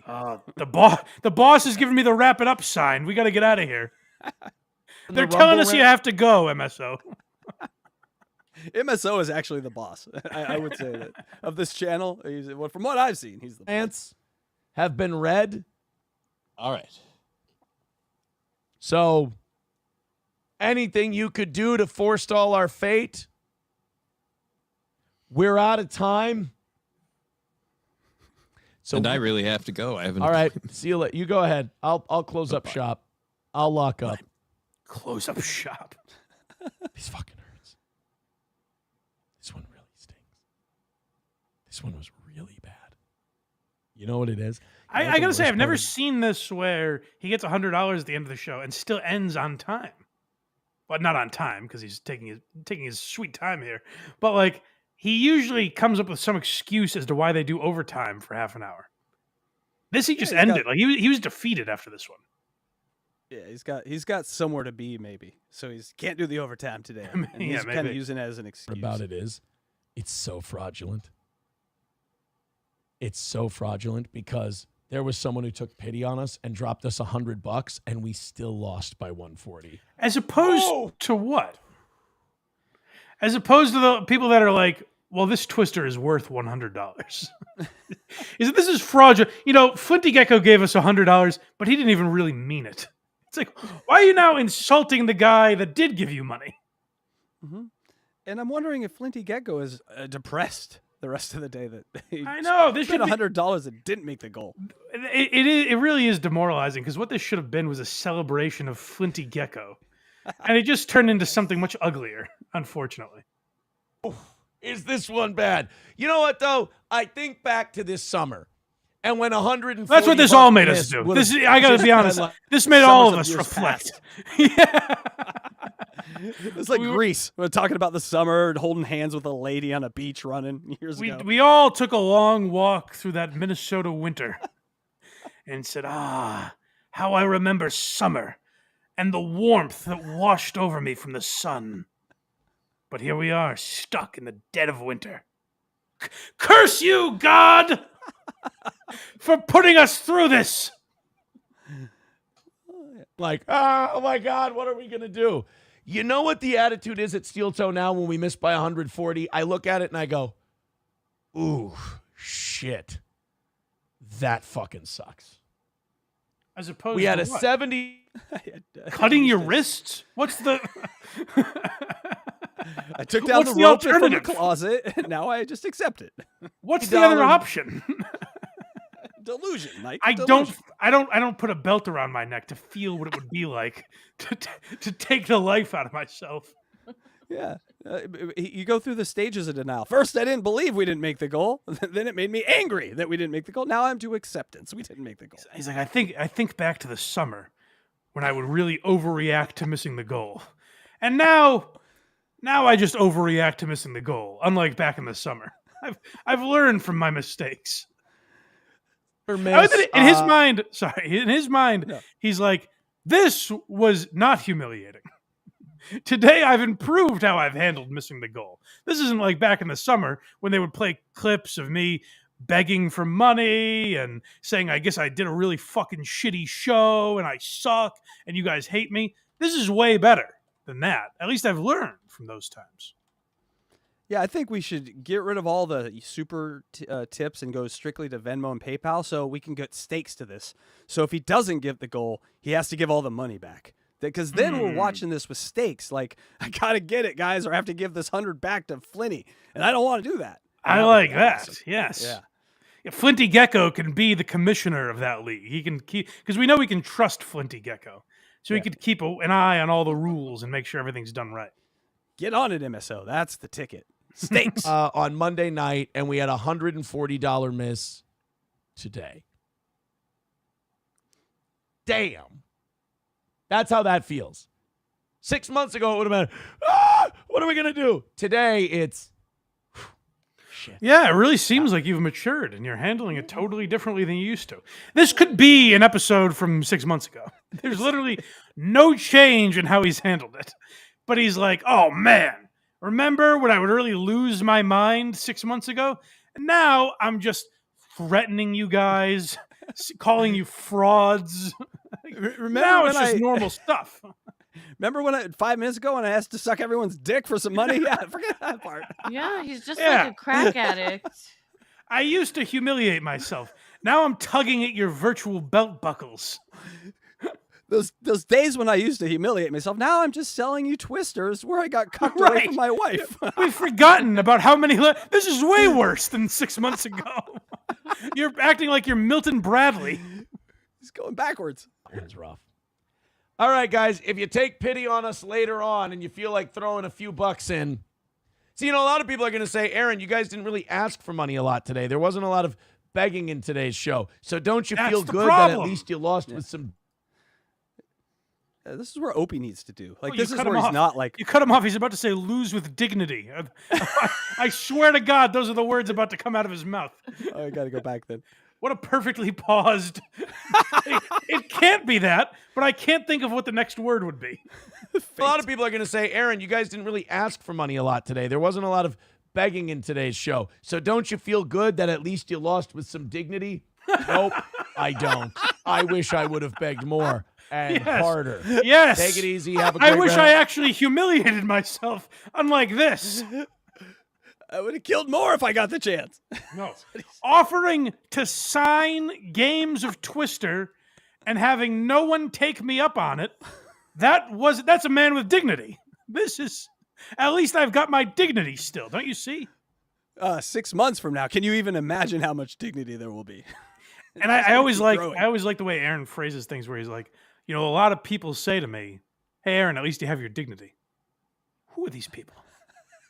Who's saying that? Who's watching this show and saying, well, at least the man has his pride? Chat GPT says that to me when I say, ask me a question. At the end of the day, he can hang his hat on the fact that he didn't completely humiliate himself. And at least he's got that going for him. Rest of your day. We'll do Rumble Friday tomorrow. I want you guys coming in hot with those fucking clip drops. I thought Thursday was the last goal of the week, though. Why do we have to donate on Friday? It's always another goal. Never-ending goal. Great rest of your day. And if you take pity on the toe later, go ahead and drop something in the Venmo, the PayPal, whatever. Yes, Aaron. Let them know they can donate all day. It never ends, the begging. No, it does not. And yes, that episode was from a year ago. We fooled everyone. That's what we on April 1st, if we ever do a show, we should play something. All right, here's the new Aaron and play something from like 4 years ago. People wouldn't know. Right, no, I guess the only thing would be we'd have to find just an episode without April. I guess that would be like the only difference in the show. The sick more or day. less. Yeah. All right, we got a few super chats, Mike, and then we'll get out here because it is Wild Card Weekend, and we want to go watch Bo Nix and them boys beat up on Carl and those loser Bills. Are you guys doing a show after this? Oh yeah, we are. Yes. Yeah. Go watch God that. Damn, I forgot. And Will, you know what I'll do? I'll send the chat over there. You set it up so the chat goes over there, and then you can spend the next 30 years thanking me for what I've done for you. Oh, we will. Good. We thank do. you. Oh my I appreciate God, we do. that. We made a whole show about you. Yes. All right, go ahead, Electra. Jimmy's neglected mother, $20. The amount of biological material on that twister mat makes Stuttering John's couch cushions look like a surgery room. Well, I think you'd have to buy new twisters, unfortunately. Oh, that's the other thing. You're getting replica twister. You're not getting the original version. No. That might be something. Like, April had to put her ass cheek on yellow. Like, that might be something, but he's going to go out and buy twister from Target. Yes, that'll be in the Dabbleverse museum one day. Yes. And here is... Go ahead, Electra. Dang Lizard, €2. Aaron could boost sales if OJ signed the twister. Yes, he could. I think he can. I definitely agree. Then that would be invaluable. Chris Primer, $5. Come on, guys. We're getting our shit pushed in by the goal. It's always tough. Boy, 140 away. That is definitely tough to watch. And final one for the day. Dang Lizard, no worry. Johnny just misses life extending therapy. Yeah. Yes. Yeah, whatever. If Johnny has to go somewhere, I Not feel allowed. like it's probably important. I don't think Johnny has a ton going on. So the rare instances where he actually has to be somewhere, maybe don't derail it so you can be like, hey, come on, guys, please. Nothing coming in. We could use, how about 20s and you can hear Hulk Hogan or whoever the fuck. Yeah, and that's all, Mike. Everyone, thank you so much for the super chats and the gifted memberships. We truly appreciate it. Well, go watch. Thank you So so basically, you guys saw the chat. I didn't. Was OJ like mad? I don't think he was mad. I think Oh, it's all okay. in good. It's all in good Okay, fun. all I right, think. all right. Yeah, no, I was didn't. gonna I didn't say. catch a mad vibe. Electra. Okay, so. all right. I didn't. No, I didn't catch a mad vibe. Well, you guys reacted, and by the way, it makes it seem like I scream at you when the show is over. Electra goes, "I'm not reading this," as if I would be like, "You bitch! You read a criticism of me on air, you slut!" I don't like doing that. I don't like it. Listen, HACKRIDE has talked to us all and said, "Walk on eggshells around this guy." I Let me out anymore. I rule with an iron fist, but no, I hope AJ. Oh, I hope OJ takes that all in stride because, like I said, I've never had a problem with the guy. It was just very weird that he was like arguing with himself throughout the week. Yeah, I'm sure everything will be smoothed out and their show will be great. Everyone, make sure you go watch Cardiff, OJ, and Tukey. All great guys. Used to be in the army with them. 2/3 great guys. God damn, I was trying to get out of there. All right. Yeah, so please check us out right after the show. Blind Mike is so kind enough to forward the chat. Thank you, Blind Mike. Hey, so you just, I do it for the praise. Yes. I like the people that are asleep that just have left their phone on. That really helps our numbers. So thank you, Yes. Blind Mike. Yeah, go take a nap while Casey and Alexa do their show. They're doing, I assume you're doing Unboxing Eric tonight as well? That's right. We got Catch 22 next. We got Unboxing Eric tonight. And then we have our member shows, which you're not going to like. But HACKRIDE is back. The demon's back, baby. Check all those out and go support Craig, verygoodshow.org. Also, blindmike.net. That's where you can support this program. All our links are there. Those of you watching live every Sunday at 10 a.m., I appreciate you guys. Like, comment, subscribe. Helps more people find the show. And most of all, thank you, OJ. Thanks, OJ. Bye. Thanks, OJ. Thank you, OJ. Go to blindmike.net, Thank you, OJ. but only at the pleasure of my favorite smoking orange. Thank you, OJ. We'd be nothing without you. Orange is my favorite of the acidic juices. This is Krieger's Out